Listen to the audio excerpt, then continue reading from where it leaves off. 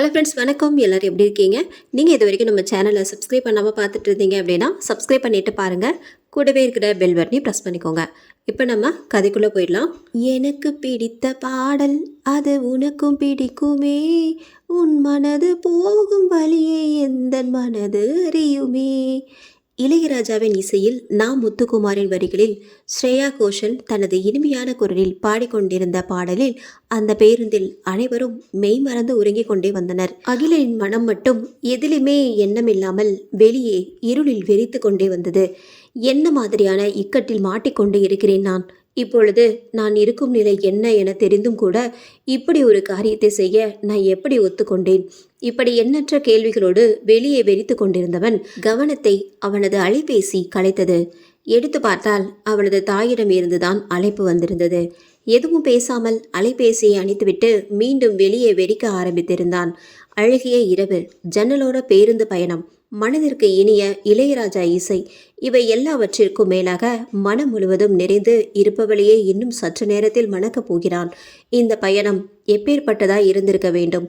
எவ்வளவு மகிழ்ச்சியுடன் எதிர்பாராத தருணம் நிகழும் போது துணி கொண்டு துடைத்தது போல அனைத்து மகிழ்ச்சியும் காணாமல் போனதை எப்படி சொல்வது? அகிலனின் பள்ளி தோழியான அஞ்சலியுடன் தான் நாளை அவனுக்கு திருமணம் நிச்சயிக்கப்பட்டிருக்கிறது. பள்ளி தோழி என்பதை விட யாருக்குமே தெரியாமல் அகிலன் அஞ்சலியை ஒருதலையாக விரும்பிக் கொண்டிருந்தான். இந்த விஷயம் அஞ்சலிக்கு கூட தெரியாது. படிப்பை முடித்த கையோடு சென்னையில் வேலை கிடைத்துவிட சென்னையில் தன் பெரியப்பா வீட்டில் தங்கி வேலைக்கு சென்று வந்து கொண்டிருந்தான். அவ்வப்போது விடுமுறையில் ஊருக்கும் சென்று வருவான். ஊருக்குள் நுழைந்து விட்டாலே பள்ளி மாணவனைப் போல தன் மனதிற்கு இனியவள் கண்ணில் படுகிறாளா என அவள் இருக்கும் தெருவுக்கு பல முறை போய் வந்து விடுவான்.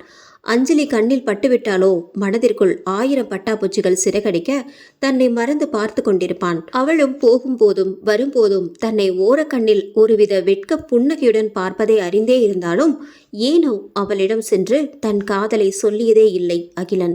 பார்வையிலேயே காதலை வளர்த்து மனதில் ஒரு பூந்தோட்டமே வளர்த்து வந்து இருவருமே தமது எல்லைகளை மீறியதே இல்லை.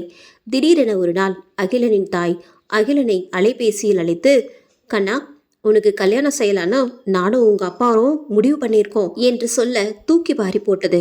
என்னம்மா சொல்றீங்க? எனக்கு எதுக்கு இப்ப கல்யாணம்? இன்னும் கொஞ்ச நாள் போகட்டும் என்று அதிர்ச்சியுடன் சொல்லி முடித்தான். அப்பு, நம்ம முருகேசன் வாத்தியார் பொண்ணு அஞ்சலி தான் அப்பு, உனக்காக பார்த்து வச்சிருக்கோம்.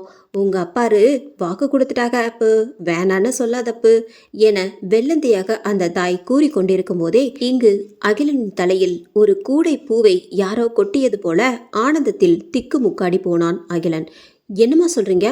அஞ்சலியா என்று கேட்ட அகிலன் ஒரேடியாக மகிழ்ச்சியை காட்டிக்கொள்ளாமல், சரிம்மா, அப்பாவுக்காக ஒத்துக்கிறேன் என்று பெருந்தன்மையோடு முடித்தான். தந்தைக்காக ஒத்துக்கொள்கிறேன் எனும் ஒற்றை வார்த்தையிலேயே அந்த தாயின் உள்ளம் குளிர்ந்துவிட, நல்லா இருப்பாயப்பா என மனதார வாழ்த்துவிட்டு மேலும் சில பல குசலங்கள் விசாரித்துவிட்டு இணைப்பை துண்டித்தான் அகிலன். எல்லாம் மனதிற்கு இனிமையாக தான் போய்கொண்டிருந்தது. அந்த ஒரு காரியம் மட்டும் நடக்காமல் இருந்திருந்தால் இந்த நேரம் இவ்வளவு சங்கடத்தில் அகிலன் இருந்திருக்க மாட்டான்.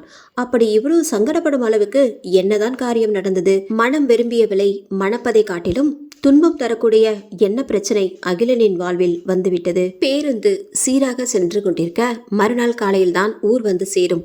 எனவே சற்று உறங்கலாம் என்று அகிலன் மெல்ல தன் கண்களை மூடி உறங்க ஆரம்பித்தான். அதே நேரம் ஊருக்குள் நடுநிசி நேரம் நாய்கள் ஊழியிட ஆந்திகளின் அலறல் சத்தம் அந்த ஊரையே கலங்கடித்து கொண்டிருக்க ஊரில் அனைவருமே அந்தி சாயும் முன்னமே தத்தம் வீடுகளில் அடைந்து விட்டபடியால் ஊரே வெறிச்சோடி போய் கிடந்தது. கொஞ்சம் பயத்துடனே கந்தனும் பாண்டியும் அந்த ஊருக்குள் நடந்து வந்து கொண்டிருந்தனர். என்னடா பாண்டி, ஊரே இவ்வளவு அமைதியா இருக்கு? இது வரைக்கும் எவ்வளவோ ஊர்ல நாம திருடி இருக்கோம், இந்த ஊரு ஒரு மாதிரி வித்தியாசமா இருக்கே என்று நடுங்கிக் கொண்டே பேச்சு கொடுத்தான் கந்தன். டேய், கொஞ்சம் அமைதியா வா, ஊர் எப்படி இருந்தா என்ன, வந்த வேலையை முடிச்சுட்டு போய்கிட்டே இருப்போம் என்று சன்னமான குரலில் அதட்டிவிட்டு முன்னே நடந்தான் பாண்டி. இருவருமே சத்தமே இல்லாமல் வேக வேகமாய் நடந்து அங்கிருக்கும் பெரிய கோவிலின் மதில் சுவரை எகிரி குதித்து உள்ளே சென்றனர். கொஞ்ச தூரம் சென்று அதன் பின்னால் அமைந்திருந்த ஒரு பெரிய மரத்தின் அருகில் அவர்கள் கொண்டு வந்த சாமான்களை இறக்கி வைத்துவிட்டு அங்கே அருகிலேயே ஒரு குழியை தோண்ட தொடங்கினர். பாண்டி, நீ சொன்னேன்னு நானும் புதையல் ஆசையில இங்க வந்துட்டேன். ஆனா இங்க யாரும் நம்மளை பார்க்குற மாதிரியே இருக்குடா என்று சுற்றும் முற்றும் பார்த்து கொண்டே கூறினான் கந்தன். அட, இவன் யாரடா பயந்தாங்கோழி? போயும் உன்னை போய் கூட்டிட்டு வந்தேன் பாரு, என்ன சொல்லணும், சும்மா தொணக்காம குளியலுடா என்று சொல்லிவிட்டு அருகிலேயே இன்னொரு பள்ளத்தை நோண்டி கொண்டிருந்தான் கந்தன். "ஸ்" என்று ஒரு சத்தம் கந்தனின் காதுக்குள்ளே கேட்க மீண்டும் சுற்றுமுற்று பார்த்தான். அப்பொழுது அவன் கால்களை ஏதோ ஒன்று உரசுவது போல் தோன்ற குனிந்து கீழே பார்த்தால் 6 அடியில் நீல பாம்பு ஒன்று கந்தனின் கால்களை உரசிக்கொண்டு சென்று கொண்டிருந்தது. பயத்தில் அலறப்போனவனை கையை பிடித்து ஒரு பார்வையில் அடக்கி வாயில் விரலை வைத்து அப்படியே நில் என்று சைகை செய்தான் பாண்டி. பயத்தில் வெடவெடத்த கால்களையும் படபடத்த மனதையும் கட்டுப்படுத்தி கொண்டு அப்படியே நின்றான் கந்தன். அசைவுகள் எதுவும் இல்லாததால் அந்த பாம்பு அதன் வழியே சென்றுவிட ஆசுவாசப்படுத்தி கொண்டு தன் வேலையை தொடர்ந்தனர் இருவருமே. திடீரென சலசலவென தண்ணீரின் சத்தம் கேட்கவே கந்தன் சுற்றுமுற்று பார்த்தான். அங்கிருந்த சற்று தொலைவில் ஒரு கிணறு ஒன்று இருந்தது. ஆனால் கிணறு இருக்கும் தூரத்தில் நீரின் சலசலப்பு வெளியில் கேட்பது அதிசயம்தான் என நினைத்து கொண்டே மீண்டும் குழி தோண்ட குனிந்தவன் பார்வையில் ஏதோ பட நிமிர்ந்து என்னவென்று பார்த்தான் கந்தன். கிணற்றில் இருந்து யாரோ எழுந்து வருவது போல் தோன்ற, "பாண்டி, அங்கே பார், கிணற்றில் யாரோ இருக்கிறார்கள்" என்று கிசுகிசுப்பான குரலில் கூறினான் அவன். மீண்டும் அந்த கிணற்றை நிமிர்ந்து பார்த்தால் அங்கே யாருமே இல்லை. கடுப்பான பாண்டி, "டேய், இப்போ ஒழுங்கா வந்த வேலையை பார்க்க போறியா, இல்ல நானே உன்னை அடிச்சு துவைக்கட்டுமா என்று கேட்டு முறைத்தான் பாண்டி.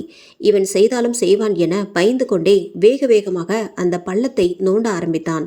மீண்டும் ஏதோ தோன்ற மெல்ல தலையை நிமிர்த்தி அந்த கிணற்றின் அருகே பார்த்தால் அந்த உருவம் முழுதும் வெளியே வந்து கிணற்றின் மேலே அமர்ந்து கொண்டு இவர்களை தான் பார்த்து கொண்டிருந்தது. கருகருவென உடல் முழுதும் கருப்பாயிருக்க, தரை முழுதும் அதன் விரித்த தலைமுடி படர்ந்திருக்க, தலை எது கால் எது என ஒன்றுமே புரியாமல் படு பயங்கரமாய் இருந்தது அந்த உருவம். மேலும் உடலின் பல பாகங்கள் அங்கங்கு உருகி கீழே உழுது கொண்டிருக்க, அதன் மீது பாகங்கள் எலும்பு மட்டும் வெளியே தெரிய, மூடிய கண்களிலும் அது அவர்களையே பார்ப்பது போல ஒரு பிரம்மை கந்தனுக்கு தோன்றியது. "பாண்டி, பாண்டி" என கூப்பிடும் போதே, "டேய், நீயும் வேலையை பார்க்க மாட்டேங்கிற, என்னையும் வேலை பார்க்க விட மாட்டேங்கிற, இப்ப பார் உன்ன" என்று கோபமாய் திட்டிவிட்டு பாண்டி அவன் பாட்டில் அவன் வேலையை பார்த்து கொண்டே இருக்க, அந்த கரிய உருவம் மெல்ல நகர்ந்து நகர்ந்து கந்தனின் பக்கத்திலே வந்துவிட்டது. பயத்தில் அலறப்போன கந்தனின் கழுத்தை ஒரே பிடியில் பிடித்து அவன் சத்தத்தை முழுதாய் அடக்கிய அந்த உருவம் இப்பொழுது பாண்டியின் பக்கம் மெல்ல திரும்பியது. என்ன, ரொம்ப நேரமா எதுவுமே பேசாம இருக்கானே என யோசித்த பாண்டியின் உடலில் வியர்வை துளிகள் ஆறாய் பெருக்கி ஓட, அந்த இடமே பயங்கர சூடாய் மாறி போனதை போல ஒரு உணர்வு பாண்டிக்கு உண்டானது. "டே கந்தா, என்னடா திடீர்னு இவ்வளவு சூடாகுது" என்று கேட்டுக்கொண்டே திரும்பி கந்தனை பார்க்க, அங்கே அவன் இல்லாமல் இடம் வெறுமையாய் இருந்ததை கண்டு சுற்றுமுற்று பார்த்தான் பாண்டி. திடீரென்று பரவிய கெட்ட வாடை வேறு வயிற்றை பிரட்டி கொண்டு குமட்டியது அவனுக்கு. "கந்தா, கந்தா" என்று சன்னமான குரலில் அழைத்து பார்த்தான். ஆனால் பதிலே இல்லை. எங்கே போனான் என யோசித்து கொண்டே திரும்பினால் முகத்தின் பக்கத்தில் ஒரு கரிய உருவம் விழிகள் மூடியபடி நிற்பதைக் கண்டு தூக்கி வாரி போட 2 அடி பின்னே நகர்ந்து சென்று அப்படியே கால் தடுக்கி கீழே விழுந்தான் பாண்டி. என்னடா காலை தடுக்கி விட்டது என திரும்பி பார்த்தால் அது கந்தனின் இறந்த உடல். பயத்தில் வார்த்தைகள் வெளியே வராமல் நாக்கு மேல் அன்னத்தில் ஒட்டிக்கொள்ள எழுந்து ஓட போகும் வேளை மின்னல் வேகத்தில் வந்த அந்த கரிய உருவம் மீண்டும் வந்து நின்று அவனையே பார்த்து கொண்டிருந்தது. பயத்தில் கால்கள் பின்னோக்கி நகர நகர அந்த உருவமும் நெருங்கி வந்து கொண்டே இருந்தது. திடீரென அந்த கண்களை திறக்க அந்த கரிய உருவத்தில் செக்கச் சிவந்த விழிகள் தீயை கக்க, அந்த உருவத்தின் மொத்த உடலும் தீப்பிளமாய் மாற பயத்தில் சர்வமும் அடங்கி போனான் பாண்டி. கை கால்கள் அசைய மறுக்க அப்படியே சர்வமும் அடங்கி அப்படியே நின்றவனை ஒரே அடியில் 2 துண்டுகளாக்கி 2 திசைகளிலும் எரிந்தது அந்த உருவம். கடந்த சில மாதங்களாகவே பொழுது சாய்ந்ததும் அந்த ஊருக்குள் நடக்கும் சில பல அமானுஷ்ய விஷயங்களில் மக்கள் மிகவும் பயந்து போனதின் விளைவே இப்படி ஊரடங்கி எவருமே வெளியே வராமல் இருக்க காரணம். அதையே மீறி எவரேனும் வெளியில் நடமாடினால் அவரது பிணம் மறுநாள் ஊருக்கே வெளியே கிடக்கும். இது தெரியாமல் ஊருக்குள் வந்த பாண்டியும் கந்தனும் அநியாயமாக தன் உயிரை விட்டுவிட்டனர். இருளும் ஒளியும் ஒன்றோடு ஒன்று சேர்ந்து கைகுலுக்கி தன் வேலை நேரத்தை ஒருவர் மற்றொருவரின் கையில் ஒப்படைத்து விலகி சென்று கொண்டிருக்கும் அதிகாலை பொழுதில் கால்களை 8 போட்டு நடந்த வேக வேகமாக கோவில் வாசலை அடைந்த கோவில் அர்ச்சகர் மணிசாஸ்திரி பவ்யமாக கோவில் வாசலில் பூட்டியிருந்த பூட்டை திறந்து கொண்டு உள்ளே நுழைந்தார். அவர் அங்க கண்ட காட்சியில் ரத்தம் உறைந்து, "ஈஸ்வரா, இது என்ன சோதனை" என்று மனதிற்குள் கூறிக்கொண்டே வெளியே சென்று ஆட்களை அழைக்கி சென்றார். சற்று நேரத்தில் ஊர் மக்கள் எல்லோரும் ஒன்றாய் கூடி கோவில் வாசலில் வேடிக்கை பார்க்க சற்று நேரத்தில் போலீஸ் வண்டியும் வந்து சேர்ந்தது. கூடியிருந்த மக்கள் அனைவரின் முகத்திலும் பீதி அப்பட்டமாய் தெரிய காவல் அதிகாரிகள் கோவிலின் உள்ளே சென்று அங்கே அங்கொன்றும் இங்கொன்றுமாய் சிதறி கிடந்த பாண்டி மற்றும் கந்தனின் பிணங்களை பார்வையிட்டனர். மேற்கொண்டு விசாரணைகளை காவலர்கள் ஆரம்பிக்க அங்கிருந்த மக்கள் அனைவரும் சொல்லி வைத்தார் போல எங்களுக்கு எதுவுமே தெரியாது என முடித்தனர். நடக்கும் தொடர் கொலைகளை பற்றி துப்பு எதுவும் கிடைக்காமல் காவல் அதிகாரிகள் மண்டையை பீத்து கொண்டு முன்னேறி செல்லும் வழியறியாது இருந்தனர். இன்னொரு பக்கம் அழகிய இளங்காலை பொழுதில் பேருந்து ஊர் வந்து சேர தூக்கம் கலைந்த விழிகளோடு தன் ஊருக்கு வந்து இறங்கினான் அகிலன். பேருந்து நிலையத்தில் காத்திருந்த அகிலனின் நண்பன் ரமேஷ், மச்சி வாடா, ஊரே உனக்காக தான் காத்துட்டு இருக்கு என்று கூறிக்கொண்டே நண்பனை ஆற தழுவினான். ஆனாலும் முகத்தில் மகிழ்ச்சியே இல்லாத நண்பனை கண்டு, என்னடா அகில், என்னவோ மாதிரி இருக்க, என்ன பிரச்சனை என்று கேட்டான் ரமேஷ். இல்லடா, வீட்டுக்கு வா, பொறுமையா எல்லாம் சொல்றேன் என்று கூறிவிட்டு காரை நோக்கி நடக்க தொடங்கினான் அகிலன். வீடும் வரும் வரை இருவருமே எதுவும் பேசிக்கொள்ளவில்லை.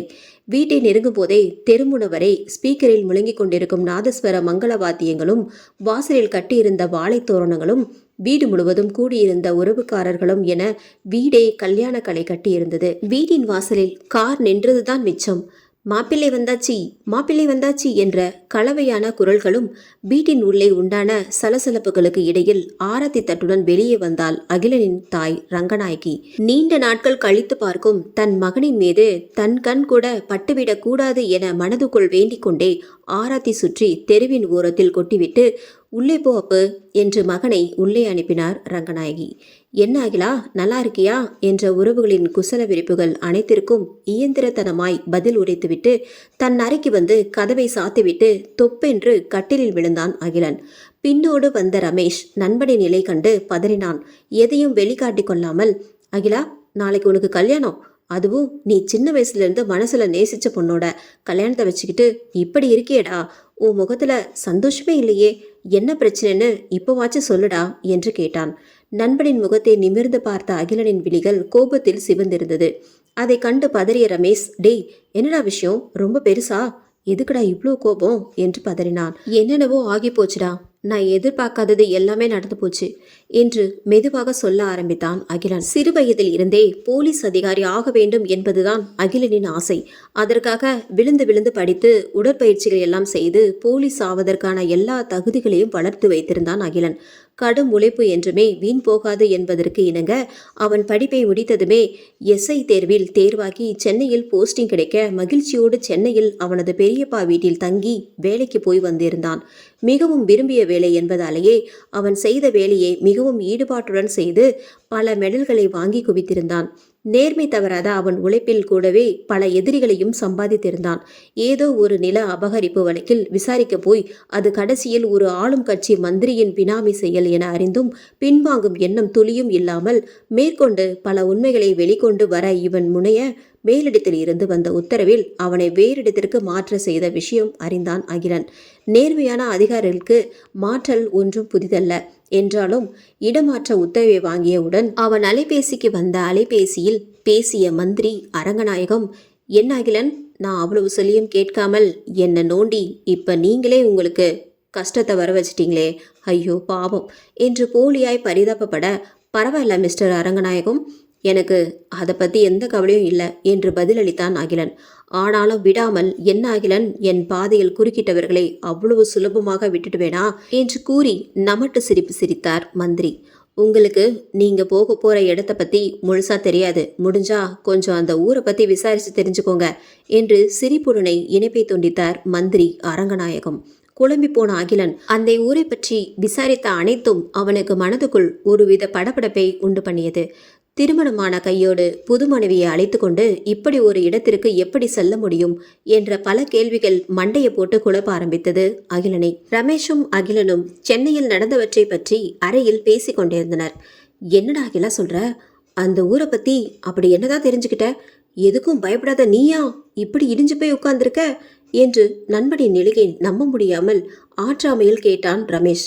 இல்லை ரமேஷ், நான் கேள்விப்பட்ட வரைக்கும் அந்த ஊர்ல எதுவுமே சரியில்லை, பல அமானுஷ்ய விஷயங்கள் அங்க நடக்குது, பேய் பிசாசு இதுல எல்லாம் துளியும் எனக்கு நம்பிக்கை கிடையாது. ஆனாலும் அந்த ஊர்ல தொடர்ந்து ஒரே மாதிரி நடக்கும் பல கொலைகள் யாரோ பேயின் பேரை உபயோகப்படுத்தி தொடர்ந்து குற்றங்களை செய்யறாங்களோன்னு சந்தேகமா இருக்கு. ஒரு காவல் அதிகாரியா அந்த இடத்துக்கு போய் உண்மையா அங்க என்னதான் நடக்குதுன்னு தெரிஞ்சுக்க எனக்கு ரொம்பவே ஆர்வமா இருக்கு.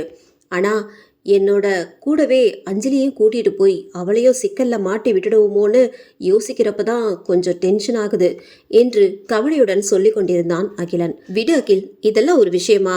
நாளைக்கு உனக்கு கல்யாணம், அதை பத்தி யோசி. வீணா கண்டதையும் யோசிச்சு நீயும் டென்ஷன் ஆகி அந்த பொண்ணையும் பயமுடுத்திடாத என்று நண்பனுக்கு ஆறுதல் சொல்லி கொண்டிருந்தான் ரமேஷ். சரிடா இரு, நான் போய் குளிச்சுட்டு வரேன் என்று சொல்லிக்கொண்டே குளியலறைக்குள் நுழைந்தான் அகிலன். அதோடு நண்பர்கள் இருவருமே அந்த ஊரை பற்றி முழுதாய் மறந்தே போனார்கள் என்றே சொல்லலாம். சேர்ந்து பேச பல நாள் கதைகள் காத்திருக்க அவர்களுக்கு பொழுது எப்படி போனதென்றே தெரியவில்லை. புது மாப்பிள்ளையை கிண்டல் செய்து கொண்டே வைக்க வேண்டிய நலங்குகளையும் வைத்துவிட்டு ஒரு வழியாய் அந்த நாளும் நிறைவுக்கு வந்தது. டே அகிலா, நல்லா தூங்கிடு சரியா? 3 மணிக்கெல்லாம் வந்து எழுப்புவேன் என சொல்லிவிட்டு ரமேஷ் உறங்கிவிட்டான். கவலைகள் அனைத்தையும் மறந்து கண்ணயர்ந்து இருக்கும் போதே தூரத்தில் எங்கோ ஒரு அழுகுரல் கேட்டது. இந்த நேரத்தில் திருமண வீட்டில் யார் அழுகிறார்கள் என எண்ணிக்கொண்டு திரும்பி நண்பனை பார்த்தான் அகிலன். அவன் நன்றாக உறங்கிவிட்டிருந்தான். சரி, நாமே சென்று பார்க்கலாம் என எண்ணிக்கொண்டு கட்டிலில் இருந்து இறங்கி அறையின் வாசலை நெருங்கினான். வீடே இருள் சூழ்ந்து பயங்கரமாய் காட்சியளித்தது. கல்யாண வீடு, விளக்குகளை அணைக்கக்கூடாது என அம்மா சொன்னது நினைவிற்கு வர, இதென்ன வீடே இருளடைந்து கிடக்கிறது என யோசித்துக் கொண்டே ஓரளவுக்கு இருள் தன் கண்களுக்கு பழக சத்தம் வந்த திசையை நோக்கி சென்றான் அகிலன். முன்னேறி செல்ல செல்ல அந்த இடமே பயங்கர குளிராய் மாறிக்கொண்டிருந்தது. வீட்டின் ஒவ்வொரு இடத்திலும் சென்று பார்த்து கொண்டே வந்தவன் எங்குமே ஒருவரையும் காணாமல் திகைத்தான். என்ன இது, உறங்குவதற்கு முன் வீடே கலகலவென இருந்தது மாதிரி இப்பொழுது வீட்டில் யாரையுமே காணுமே என யோசித்துக் கொண்டே முன்னேறி சென்றான்.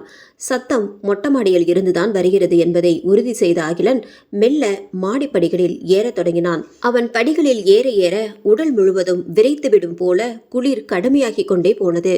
இரு கைகளையும் ஒன்றோடு ஒன்று பரபரவென தேய்த்துவிட்டு கொண்டே மேலே ஏறினான். அங்கே வீசிய கெட்ட வாடையில் அவனுக்கு குமட்டி கொண்டு வந்தது. என்ன இது, கல்யாண வீடா இல்ல வேற ஏதோமா இப்படி நாற்றம் அடிக்கிறது என மூக்கை மூடிக்கொண்டே மேலே சென்று பார்த்தான். அங்கே மாடியின் ஒரு மூலையில் ஒரு பெண்ணொருத்தி அமர்ந்து தன் முகத்தை தமது முட்டிகளில் புதைத்து கொண்டே அழுது கொண்டிருந்தாள். நிலவின் ஒளியில் அவளின் வரி வடிவம் அவனுக்கு தெரிய, யார் அது என்று மெல்ல கேட்டான். ஆனால் அந்த பெண் எதுவும் பேசாமல் அழுது கொண்டே இருந்தாள். உடனே கொஞ்சம் சத்தமாக, யாருன்னு கேட்கிறேன், சொல்லு, யார் நீ, எதுக்கு இப்படி அழுவுறீங்க என்று சற்று கோபமாக கேட்கவும் அந்த பெண் சற்றென்று அழுகையை நிறுத்தினாள். அழுகையை நிறுத்தியதும் நிலவிய அமானுஷ்ய அமைதி அகிலனின் மனதில் என்னவோ செய்ய, யாரம்மா நீ, இந்த நேரத்தில் இங்கு என்ன செய்கிறாய், எதற்காக அழுகிறாய் என்று கேட்டான். அந்த பெண் நிமிர்ந்து அகிலனை ஒரு வெற்று பார்வை பார்த்தாள். அகிலன் அப்படியே ஆடி போய்விட்டான். அங்கே அழுது கொண்டிருந்தது வேறு யாரும் இல்லை, அது அவனின் ஆசை காதலி அஞ்சலிதான். அஞ்சலி, நீயா? நீ இந்த நேரத்துல இங்கு என்ன செய்யற என்று கேட்ட நொடி, நீ தப்பு செய்ய போற அகிலன், ரொம்ப பெரிய தப்பு செய்ய போற, நிறுத்திடு எல்லாத்தையும் என்று தன் கனத்த குரலில் கத்திக்கொண்டே அவனை நெருங்கி ஓடி வந்த அஞ்சலியை கண்டு பயந்து அஞ்சலி என கத்திக்கொண்டே அலறிக்கொண்டு படுக்கையில் இருந்து எழுந்தான் அகிலன். மணி அதிகாலை 3. பக்கத்தில் படுத்திருந்த ரமேஷ் துள்ளி துடித்து எழுந்தான். டே மச்சான், என்னடா, எதுக்கு இப்ப கத்துற என்று படபடத்த இதயத்தோடு கேட்டான் ரமேஷ். எழுந்து அமர்ந்ததும் திருத்திருவென விழித்து கொண்டிருந்த அகிலன், இவ்வளோ நேரம் நான் கண்டது கனவா என்பதை புரிந்து கோபமாக முறைத்து கொண்டு நின்றிருந்த நண்பனை பார்த்து மெல்ல அசடு வலிய சிரித்தான். ஆனாலும் நடக்கும் யாவும் கனவை போல் இல்லாமல் நிஜம் போலவே தோன்றியதை மனம் இடித்துரைக்காமல் இல்லை அகிலனுக்கு. அதிகாலை கனவு பலிக்கும் என என்றோ பெரியவர்கள் சொன்னது நினைவில் வர அகிலனின் நிம்மதியை கொஞ்சம் ஆட்டி பார்த்தது. என்ன மாதிரி கனவு இது, எதற்கான முன்னோட்டம் இது என யோசித்துக் கொண்டே அமர்ந்திருந்த நண்பனின் தோள்களை தட்டி, டே அகிலா, எவ்வளவு நேரமா கூப்பிட்டு இருக்க, என்னதாண்டா யோசிக்கிற என்று சற்று எரிச்சலுடன் கேட்டான் ரமேஷ். தலையை உலுக்கி விட்டு கொண்டு நிகழ்காலத்திற்கு வந்த அகிலன் கனவை பற்றி கூறலாமா என ஒரு நொடி யோசித்துவிட்டு பின் வேண்டாம் என முடிவு செய்தான். என்னடா, எதுக்கு கூப்பிட்ட என்று கேட்டவனை விசித்திரமாய் நோக்கிவிட்டு, டே மச்சான், இன்னைக்கு உனக்கு கல்யாணம்டா, போய் குளிச்சு ரெடியாகு என்று குழந்தைக்கு சொல்வது போல பொறுமையாக சொன்னான் நண்பன். ஆமால, சரிடா இரு, நான் போய் குளிச்சுட்டு வரேன் என்று குளியலறை நோக்கி செல்லும் நண்பனையே கவலையுடன் பார்த்து கொண்டிருந்தான் ரமேஷ். அதன் பிறகு நேரம் ரெக்கை கட்டி கொண்டு பறக்க மணமேடையில் கம்பீரமாய் அமர்ந்திருந்தான் அகிலன். பொண்ணை அழைச்சிட்டு வாங்கோ என்று ஐயர் கூற தோழிகள் படை சூழ இயற்கையாகவே அழகியான அஞ்சலி அழகிய சிவந்த பட்டுப்புடவையில் மணமகள் அலங்காரத்தில் மேலும் பேரழகியாய் வந்து அகிலனின் அருகில் அமர்ந்தாள். தன் மனதில் நிறைந்தவளை மணக்கோலத்தில் காணும் ஆசையில் தலையை திருப்பி அருகில் அமர்ந்திருந்த அஞ்சலியை காண திரும்பியவன் கண்கள் ஒரு கணம் அதிர்ச்சியில் அப்படியே நிலைக்குத்தி நின்றது. அங்கே அஞ்சலியின் அழகிய உருவத்திற்கு பதிலாக அதிகாலையில் கனவில் கண்ட உருவம் அமர்ந்து அவனையே முறைத்து கொண்டிருந்தது. தன்னை சுற்றி நின்ற சொந்த பந்தங்கள் ஒவ்வொருவரும் காணாமல் போக மண்டபம் முழுவதும் இனிமையாய் இசைத்து கொண்டிருந்த நாதஸ்வர ஓசை முழுதும் நின்று போக அந்த இடமே முழுதும் மாறி மயானமாய் காட்சியளித்தது. பயத்தில் வார்த்தைகள் வெளிவராமல் அப்படியே அவளையே பார்த்து கொண்டிருந்த அகிலனை யாரோ அவன் தோள்களில் தட்டி உழுக்குவதைப் போல தோன்ற அரண்டு திரும்பியவன் அருகில் நண்பன் ரமேஷ் அவன் தோள்களை தட்டி ஏதோ சொல்வதை பார்த்தான்.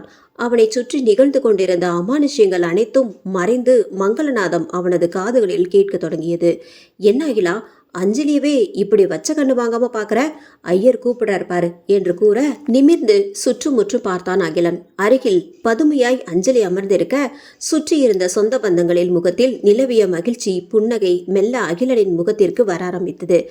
மாப்பிள்ளை தாலியை கட்டுங்கோ என தாலியை அகிலனின் கைகளில் கொடுத்துவிட்டு கெட்டி மேளம் என சத்தமாய் சொல்ல கெட்டி மேளம் முழங்க அஞ்சலியின் கழுத்தில் தாலியை கட்டி தன் ஆருயிர் காதலியை தன் மனைவியாய் ஆக்கி கொண்டான் அகிலன். 3 முடிச்சுகளை இடும் நேரம் அஞ்சலியின் கண்களில் இருந்து 2 துளி நீர் சொட்டுக்கள் அவள் கைகளில் விழுந்தது. நல்லபடியாக அகிலன் அஞ்சலியின் திருமணம் முடிந்தது. ஆனாலும் தொடர்ந்து அவனுக்கு வரும் கனவுகள் எல்லாம் அடுத்தடுத்து நிகழப்போவதற்கு என்ன காரணம்? இனி அகிலனின் வாழ்வு எப்படி இருக்கும்? நெற்றியில் திலகம் வைத்து கால்களில் மெட்டி போட்டு அக்னியை வலம் வரும்போது என்னை நம்பி வரும் பெண்ணை எந்த நாளும் நான் கைவிட மாட்டேன். அவள் மனம் நோகும்படியான எந்த செயலையும் நான் செய்துவிடக்கூடாது இறைவா என மனதார இறைவனிடம் வேண்டிக் கொண்டான் அகிலன். அதன் பிறகு எவ்வித இடையூறும் இன்றி அகிலன் அஞ்சலியும் திருமண சடங்குகள் அனைத்தும் நிகழ இடையிடையே மணமக்களுக்கு இடையில் நடந்த சில விளையாட்டுகள் திருமணத்தை மேலும் மெருக கூட்டியது. அஞ்சலியோடு அகிலன் நடத்திய பார்வை பரிமாற்றங்களில் அழகாய் முகம் சிவந்து வெட்கத்தில் மேலும் அழகாகி போன அஞ்சலியை கண்டு மயங்கி விழுவதைப் போல செய்து அவளை மேலும் சிவக்க வைத்தான் அகிலன்.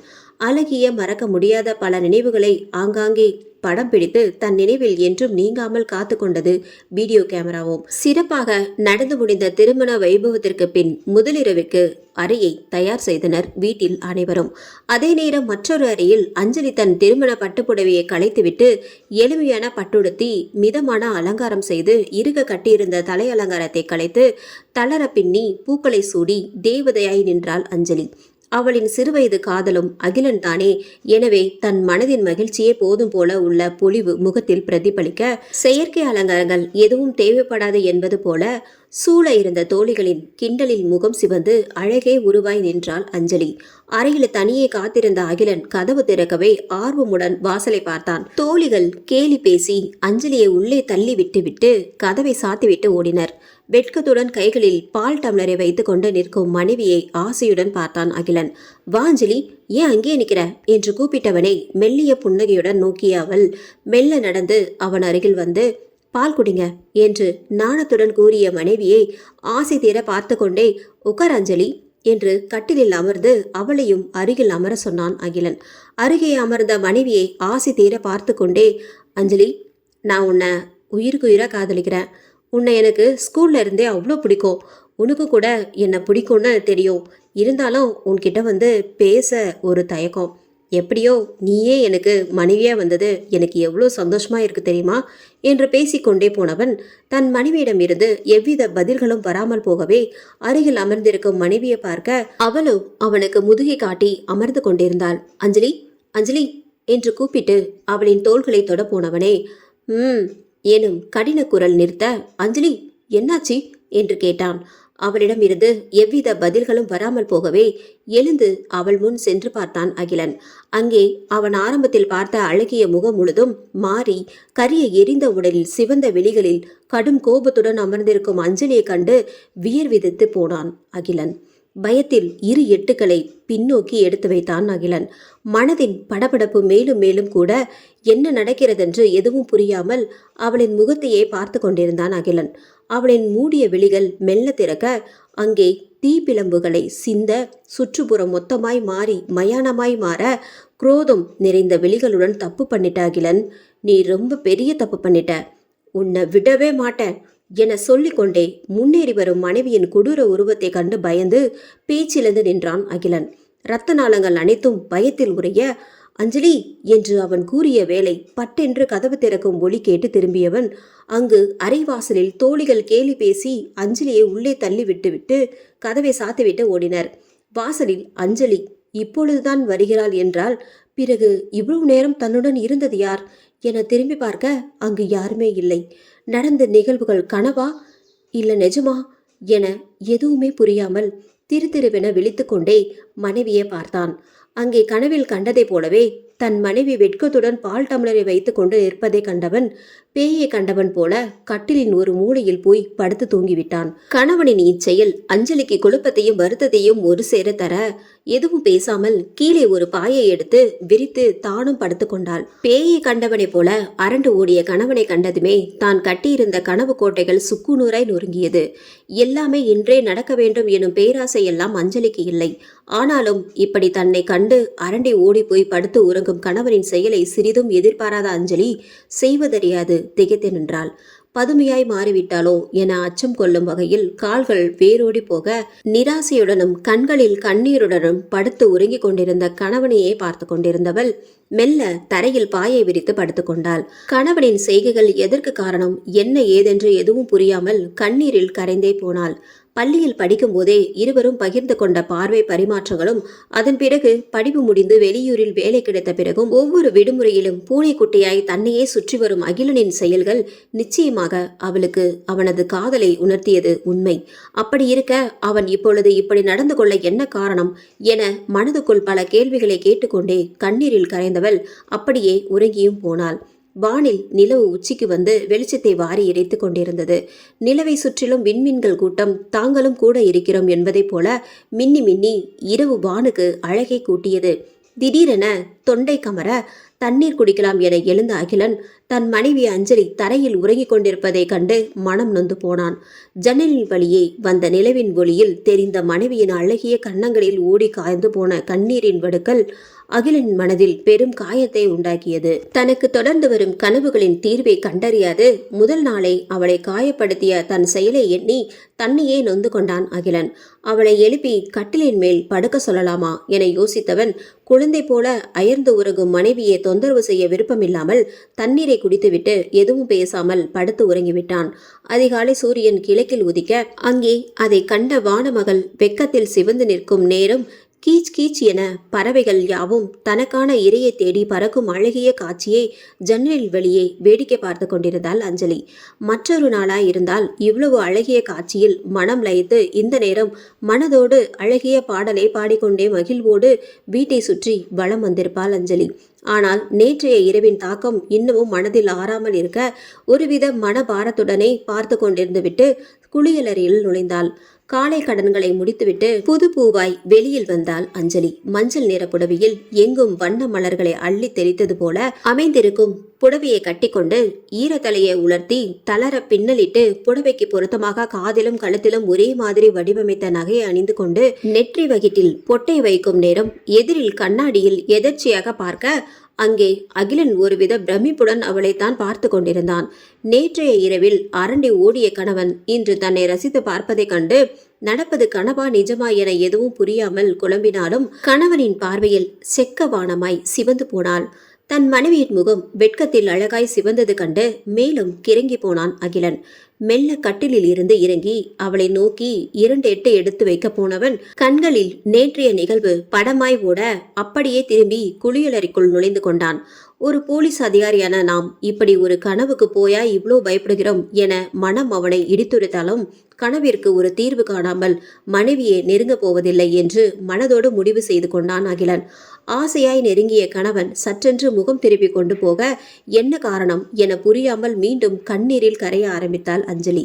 நடந்த இந்த மௌன போராட்டத்தை எல்லாம் அறையின் ஒரு மூலையில் ஒருவித குரூர புன்னகையுடன் இரு சிவந்த விழிகள் பார்த்து கொண்டிருந்ததை இருவரில் எவருமே அறிந்திருக்க வாய்ப்பில்லை. இரு மனங்கள் இங்கு தன்னளவில் துன்பம் அனுபவிக்க இப்படி அகிலனின் வாழ்வில் விளையாடும் அந்த சக்தி என்ன? குளியலறையில் அகிலன் குளித்து முடிக்கும் சத்தம் கேட்கவே அவனுக்காக ஒரு செட் உடையை தேர்வு செய்து கட்டிலின் மேல் வைத்துவிட்டு மீண்டும் ஒரு முறை கணவனின் பாராமுகத்தை தாங்க முடியாது என எண்ணிய அஞ்சலி சட்டென எழுந்து அறையில் இருந்து வெளியேறி சமையலறைக்குள் நுழைந்தாள். குளித்து முடித்து அழகாய் வந்து நிற்கும் தன் மருமகளை ஆசி தீர பார்த்த ரங்கநாயகி அழகா இருக்கிறமா என கூறிக்கொண்டே திருஷ்டி சுற்றி போட்டாள். மாமியாரின் இந்த பாசமான செயல் கண்டு மனம் இலகிட சாப்பிட்டீங்களா அத்தை என்று கேட்டாள்.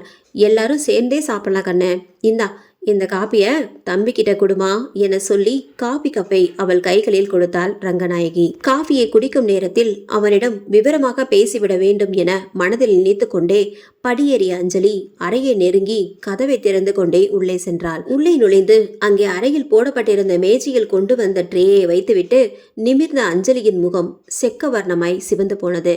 குளித்து முடித்து இருந்த அகிலன் இடுப்பில் கட்டிய துண்டுடன் அங்கே நின்றிருந்தான். வெற்று மார்புடன் ஒரு ஆணை முதலில் பார்த்ததும் தோன்றிய படபடப்பில் பேச வந்த வார்த்தைகள் யாவும் மறந்து அத்தைக்கு சமையலில் உதவ போகிறேன் என கூறிவிட்டு ஓட்டமாய் ஓடியே போனாள் அஞ்சலி. அறையில் இருந்து விழுந்தடித்து கொண்டு ஓடி வரும் மருமகளின் முகச்சிவப்பை கண்டு மனதுக்குள் சிரித்து கொண்ட ரங்கநாயகி எதுவும் கேளாமல் தன் வேலையை கவனித்துக் கொண்டிருந்தாள். அங்கே அகிலனோ வேறு மாதிரி அவஸ்தையில் இருந்தான். மனதிற்கு இனியவள் தன் கண்முன்னே அழகாய் வந்தும் தன்னை கடந்து சென்றும் கூட அவளை அள்ளி அணைக்க முடியாமல் தன்னை தடுக்கும் சக்தி என்ன என்று எதுவும் புரியாமல் கடகடவென உடை மாற்றி தயாரானான். தன் அலைபேசியை எடுத்து பிரபலமான மனோதத்துவ நிபுணர் ஒருவரிடம் முன்பதிவு செய்து கொண்டான். இந்த நிலைக்கு ஒரு தீர்வை விரைவில் கண்டறிய வேண்டும் என முடிவு செய்து கொண்டு காஃபி கப்பை கையில் எடுத்து குடிக்க ஆரம்பித்தான். கீழே அடுப்படையில் ஆவி பறக்க இட்லியை இறக்கிவிட்டு மணக்க சாம்பார் சட்னி என தயார் செய்து கொண்டிருந்தாள் அஞ்சலி. புது பொண்ணுமானி, இன்றொரு நாளாவது அமைதியா இரு, நானே செய்து விடுகிறேன் என கூறிய மாமியாரையும் நீங்கள் இருங்கள் அத்தை, நான் இருக்கிறேன் அல்லவா என கேட்டு அவரை அமர வைத்துவிட்டு வேலை எல்லாத்தையும் இழுத்து போட்டு செய்து கொண்டிருந்தாள். சமையல் முடித்து சாப்பாட்டை மேஜைக்கு கொண்டு வந்து வைக்கவும் வீட்டில் அனைவரும் சாப்பிட வரவும் நேரம் சரியாக இருக்கவே அனைவரையும் அமர வைத்து உணவு பரிமாறினாள் அஞ்சலி. நீயும் உட்காரம்மா, எல்லாரும் தானே பரிமாறிக்கொள்ளலாம் என மாமனாராக சிவலிங்கம் கூறிவிட மறுக்க முடியாமல் அகிலனின் அருகில் இருந்த நாற்காலியில் அமர்ந்து தனக்கும் தட்டில் இட்லிகளை எடுத்துக்கொண்டு அமர்ந்தாள். கணவனின் பார்வை தன் மீது படுவதை அறிந்தும் தலை நிமிராமல் சாப்பிட்டுக் கொண்டிருக்கும் மனைவியை வைத்த கண் வாங்காமல் பார்த்து கொண்டிருந்தான். சூழ்நிலை திடீரென குளிராக மாறுவதை உணர்ந்து சட்டென தன் பார்வையை மாற்றிக்கொள்ளவே அனைத்தும் சாதாரண நிலைக்கு மாறியது. சுற்றி முற்றி அனைவரையும் பார்க்க அங்கே யாவரும் அவர் பாட்டிற்கு சாப்பிட்டுக் கொண்டிருந்தனர். இது தனக்கு மட்டுமே தான் நேர்கிறது என்பதை உணர்ந்த அகிலன் இதன் காரணத்தை உடனடியாக கண்டறிந்தே ஆக வேண்டும் என உறுதி கொண்டு சாப்பிட்டு முடித்தவுடன் மருத்துவமனைக்கு சென்றான். எங்கடா போற என கேட்ட தாயிடம் ஏதோ காரணத்தை சொல்லிவிட்டு சென்று விட்டான். சுகம் மருத்துவமனைக்குள் சென்று வரவேற்பில் அமர்ந்திருந்த பெண்ணிடம் தன் சுய விவரங்களை சொன்னவன் டாக்டர் ராஜனை பார்க்க வேண்டும் என்று கூறினான். அவள் ஒரு நிமிடம் சார் என கூறிவிட்டு ஒயிலாக டெலிபோனை எடுத்து 2 பட்டன்களை தட்டிவிட்டு சிறிது நேரம் காத்திருந்தாள். சிறிது நேரம் கடந்து டாக்டர் அகிலன்னு ஒருத்தர் உங்களை பார்க்க வந்திருக்கார் என கூறினாள். சரி டாக்டர் என ரிசீவரை வைத்துவிட்டு நீங்க போகலாம் சார், நேரா போய் 3வது அறை என்று கூறிவிட்டு தன் போக்கில் அவள் வேலைகளை பார்த்து கொண்டிருந்தாள். நேரே சென்று 3வது அறையை அடைந்தவன் அறை கதவில் டாக்டர் ராஜன் எனும் பெயர் பலகையை கண்டு ஒரு விரலில் 2 முறை தட்டிவிட்டு மே கமின் டாக்டர் என கேட்க உள்ளிருந்து கமின் என்று கூறினார் ராஜன். உள்ளே நுழைந்த அகிலன் டாக்டர் ராஜனை கண்டு மெலிதாய் புன்னகைத்து அவர் காட்டிய இருக்கையில் அமர்ந்தான். சொல்லுங்க அகிலன், உங்களுக்கு என்ன பிரச்சனை என்று கேட்டார் ராஜன். டாக்டர், கடந்த சில நாட்களாவே எனக்கு சில இல்லுசன்ஸ் வந்துகிட்டே இருக்கு டாக்டர். என்ன மாதிரி இல்லுசன்ஸ் அகிலன்? டாக்டரிடம் தனக்கு நேர்ந்த அனைத்தையும் ஒன்று விடாமல் கூறியவன் அவரின் முகத்தை கவலையுடன் பார்த்து கொண்டிருந்தான். உங்கள் மனதளவில் நீங்கள் எடுத்துக்கொண்ட அழுத்தமே வேண்டாத எண்ணங்களாய் உங்களுக்கு வந்திருக்கிறது அகிலன். இடமாற்றம் மற்றும் அங்கே நீங்கள் சந்திக்க போகும் பிரச்சனை, இவைதான் உங்கள் மனதில் இம்மாதிரியான தோற்றங்களை உருவாக்கி இருக்கிறது. எதற்கும் கவலைப்பட வேண்டாம். உங்க மனைவியுடன் எங்கேயாவது வெளியூர் எங்கேனும் சென்று வர முயற்சி செய்யுங்கள். இல்லை டாக்டர், நான் உடனடியாக வேலையில் சேர வேண்டும். அந்த ஊரில் நிலைமை சரியில்லை, அதனால் இப்பொழுது வெளியூர் பயணம் வாய்ப்பில்லை என கூறினான் அகிலன். சரி, இந்த மருந்துகளை கொஞ்ச நாட்களுக்கு எடுத்துக்கொள்ளுங்கள், எல்லாம் சரியாகிடும் என்று கூறி சில மருந்துகளை எழுதி கொடுத்தார் டாக்டர் ராஜன். நம்பிக்கையுடன் மருத்துவமனையை விட்டு வெளியேறி வீட்டுக்கு சென்று கொண்டிருக்கும் போதே திடீரென வண்டி பழுதாகி நின்றுவிட்டது. அது ஒரு யாருமற்ற காட்டு வழி பாதை. மேலும் உச்சி வெயில் நேரம் மாறி சுற்றிலும் இருள் சூழ்ந்தது. இந்த நேரத்தில் நள்ளிரவை போல சூழ்ந்த இருள் மனதிற்குள் பயத்தை உண்டாக்க அந்த இடமே பயங்கர குளிராக மாறியது. பரபரவென தன் உள்ளங்கைகளை தேய்த்து விட்டுக்கொண்டு சுற்றுமுற்றும் பார்த்து கொண்டே வண்டியை உதித்து ஸ்டார்ட் செய்ய முயற்சி செய்து கொண்டிருந்தான் அகிலன். அங்கு நிலவிய அமானுஷ்ய அமைதி வேறு மனதில் பயத்தை விதைக்க எப்படியாவது இங்கிருந்து கிளம்பிவிட வேண்டும் என வேக வேகமாக கிக்கரை உதைக்க ஆரம்பித்தான். விசுக்கென்று யாரோ தன்னை மின்னல் வேகத்தில் கடந்து சென்றதை போல் ஒரு உணர்வு தோன்ற சட்டென திரும்பியவன் பின்னால் எதுவுமே இல்லாமல் மீண்டும் வண்டியை ஸ்டார்ட் செய்ய முயன்று கொண்டிருந்தான். அகிலன் என்று ஹஸ்கி வாய்ஸில் யாரோ தன்னை கூப்பிடுவது போல் தோன்ற சட்டென அவன் உடலில் ரோமங்கள் அனைத்தும் சிரித்தது. என்ன நடக்கிறது இங்கே என எதுவும் புரியாமல் நின்று கொண்டிருந்தவன் கழுத்தில் யாரோ ஏறி அமர்ந்தது போல் ஒரு கணம் தோன்ற கைகளை கொண்டு கழுத்தை தொட்டு பார்த்தான். ஆனால் எதுவுமே இல்லை. தலையை நிமிர்த்தி மேலே பார்க்க அங்கே ஒன்றுமே இல்லை. ஆனாலும் கழுத்தில் உண்டான பாரம் அப்படியே இருக்க அவனால் நிலையாய் நிற்க முடியாமல் தடுமாறியபடியே வண்டியில் இருந்த கண்ணாடி வழியை பார்த்தான். அங்கே அவன் அடிக்கடி பார்க்கும் அந்த கரிய உருவம் அவன் தோள்களில் அமர்ந்து கொண்டு அவனையே முறைத்து கொண்டிருந்தது. பயத்தில் தன் கண்களே தெரித்துவிடும் போல விழிகளை விரித்து பார்த்து கொண்டிருக்கும் போதே அவன் தோள்களில் அமர்ந்திருந்த உருவம் கொடூரமாக தன் சிவந்த விழிகளை காட்டி சிரித்தது. யார் நீ என்று கேட்க சிரித்து கொண்டே அவனை முறைத்து கொண்டே இருந்தது. அந்த கரிய உருவத்தின் சிரிப்பு சத்தம் சுற்றுமுற்றும் எதிரொலித்தது. அந்த இடமே பயங்கரமாய் காட்சியளித்தது. பாதி சதிகள் அங்கும் இங்கும் தொங்கிக் கொண்டிருக்க ஆங்காங்கே வெளியில் வெள்ளையாய் தெரிந்த எலும்புகள் ஒருவித அருவருப்பை தர அதன் கைகளில் நீண்டு நெடியதாய் இருந்த நகங்களை கொண்டு அவன் கழுத்தில் ஒரு கீறல் போட அதில் இருந்து பொங்கி விழுந்த ரத்தம் அவன் சட்டையை முழுதும் நனைத்தது.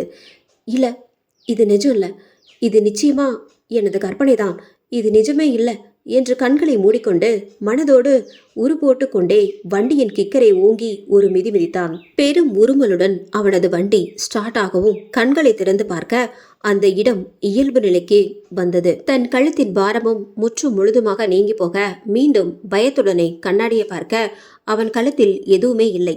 இனியும் இங்கு தாமதிக்க கூடாது என மனதோடு நினைத்து கொண்டு விற்றென்று வீட்டை நோக்கி கிளம்பினான். அவன் செல்வதே அங்கு நின்று பார்த்து கொண்டிருந்த அந்த கரிய உருவம் ஒருவித குரூர சிரிப்புடன் மெல்ல அங்கிருந்து மறைந்தது. வீட்டை அடைந்ததும் நேராக தன்னுடைய அறைக்குள் நுழைந்தவன் தலையை பிடித்து கொண்டு அமர்ந்து விட்டான். வெளியே சென்ற கணவன் கோபமாக வீடு வந்ததை கண்ட அஞ்சலி என்ன ஏதென்று எதுவும் புரியாமல் ஒரு காஃபியை கலந்து கொண்டு கணவனின் பின்னோடு ஓடினாள். அங்கே தலையில் கையை வைத்து கொண்டு அமர்ந்திருக்கும் கணவனின் நிலை கண்டு மனம் கலங்கியவள், என்னங்க தலை ஏதோ வலிக்குதா, இந்தாங்க இந்த காஃபியை குடிங்க என்று காஃபி கப்பை நீட்டினாள். நிமிர்ந்து பார்த்த அகிலன் எதுவும் பேசாமல் காஃபியை வாங்கி குடிக்க ஆரம்பித்தான். கணவனையே கவலையுடனும் பார்த்து கொண்டிருந்த அஞ்சலி அருகில் அமர்ந்து எதுவும் பிரச்சனையா என்று கேட்டாள். இவளிடம் இதை எப்படி சொல்வது என எதுவும் புரியாமல் தன் மேல் அக்கறையில் கேட்கும் மனைவியிடம் எதையும் மறைக்கவும் விருப்பமில்லாமல் லேசான புன்னகையுடன் ஒன்றும் இல்லம்மா, எல்லாம் சரியாயிடும் என்று கூறி புன்னகைத்தான் அகிலன். கணவனின் புன்னகை அவன் கண்களை எட்டாதது கண்டு மனம் கசங்கி போன அஞ்சலி மெல்ல அவன் கைகளை பிடித்து ஆதரவாய் தட்டி கொடுத்தாள். தொடர்ந்து நடந்த ஒவ்வொரு நிகழ்வுகளிலும் மனம் நொறுங்கி போய் இருந்த அகிலனுக்கு வடிகால் கிடைத்ததை போல தோன்றவும் அப்படியே அஞ்சலியின் மடியில் தலை வைத்து படுத்தான் அகிலன். தன் கணவனின் தலைமுடியை கோதிவிட்டவள் கணவனின் நிலை எதுவான போதும் அது விரைவில் நீங்கிவிட மனமாற கடவுளை வேண்டிக் கொண்டாள். நடந்தவற்றையெல்லாம் கனவா நிஜமா என எதுவுமே புரியாமல் குழப்பத்தில் படுத்திருந்த அகிலன் எதேச்சியாக கழுத்தில் கை வைக்க சுரீர் என எரிந்தது. என்னவென்று அஞ்சலியை பார்க்க சொன்னான். அவள் பார்க்கையில் அங்கு எதுவுமே தெரியவில்லை அவளுக்கு. எழுந்து கண்ணாடியை பார்த்தவன் கண்களுக்கு அவன் கழுத்தில் தோன்றிய அந்த நகைக்கீரல்கள் வழியில் நடந்த நிகழ்வை கண்முன் கொண்டு வர, அஞ்சலி இங்கு வா என கூப்பிட்டான். அருகில் வந்தவளிடம் அவனது காயத்தை காட்டி, உனக்கு இங்கு எந்த காயமும் தெரியவில்லையா என்று கேட்டான். இல்லை என அவள் தலையாட்டவும் எதுவுமே புரியாமல் அப்படியே கட்டிலில் அமர்ந்தான். அப்பொழுது அவனது கைபேசி அழகாய் இசைக்கவும் எடுத்து திரையில் தெரியும் எண் யாருடையது என பார்த்தவன் கைபேசியை ஆன் செய்து பேசியவன், சொல்லுங்க சார் என்று விரைப்பாய் கேட்டான். அந்த பக்கம் அவனது மேலதிகாரி தான் பேசினார் என்பது அவன் முகத்தில் தோன்றிய மரியாதையிலேயே தெரிந்தது.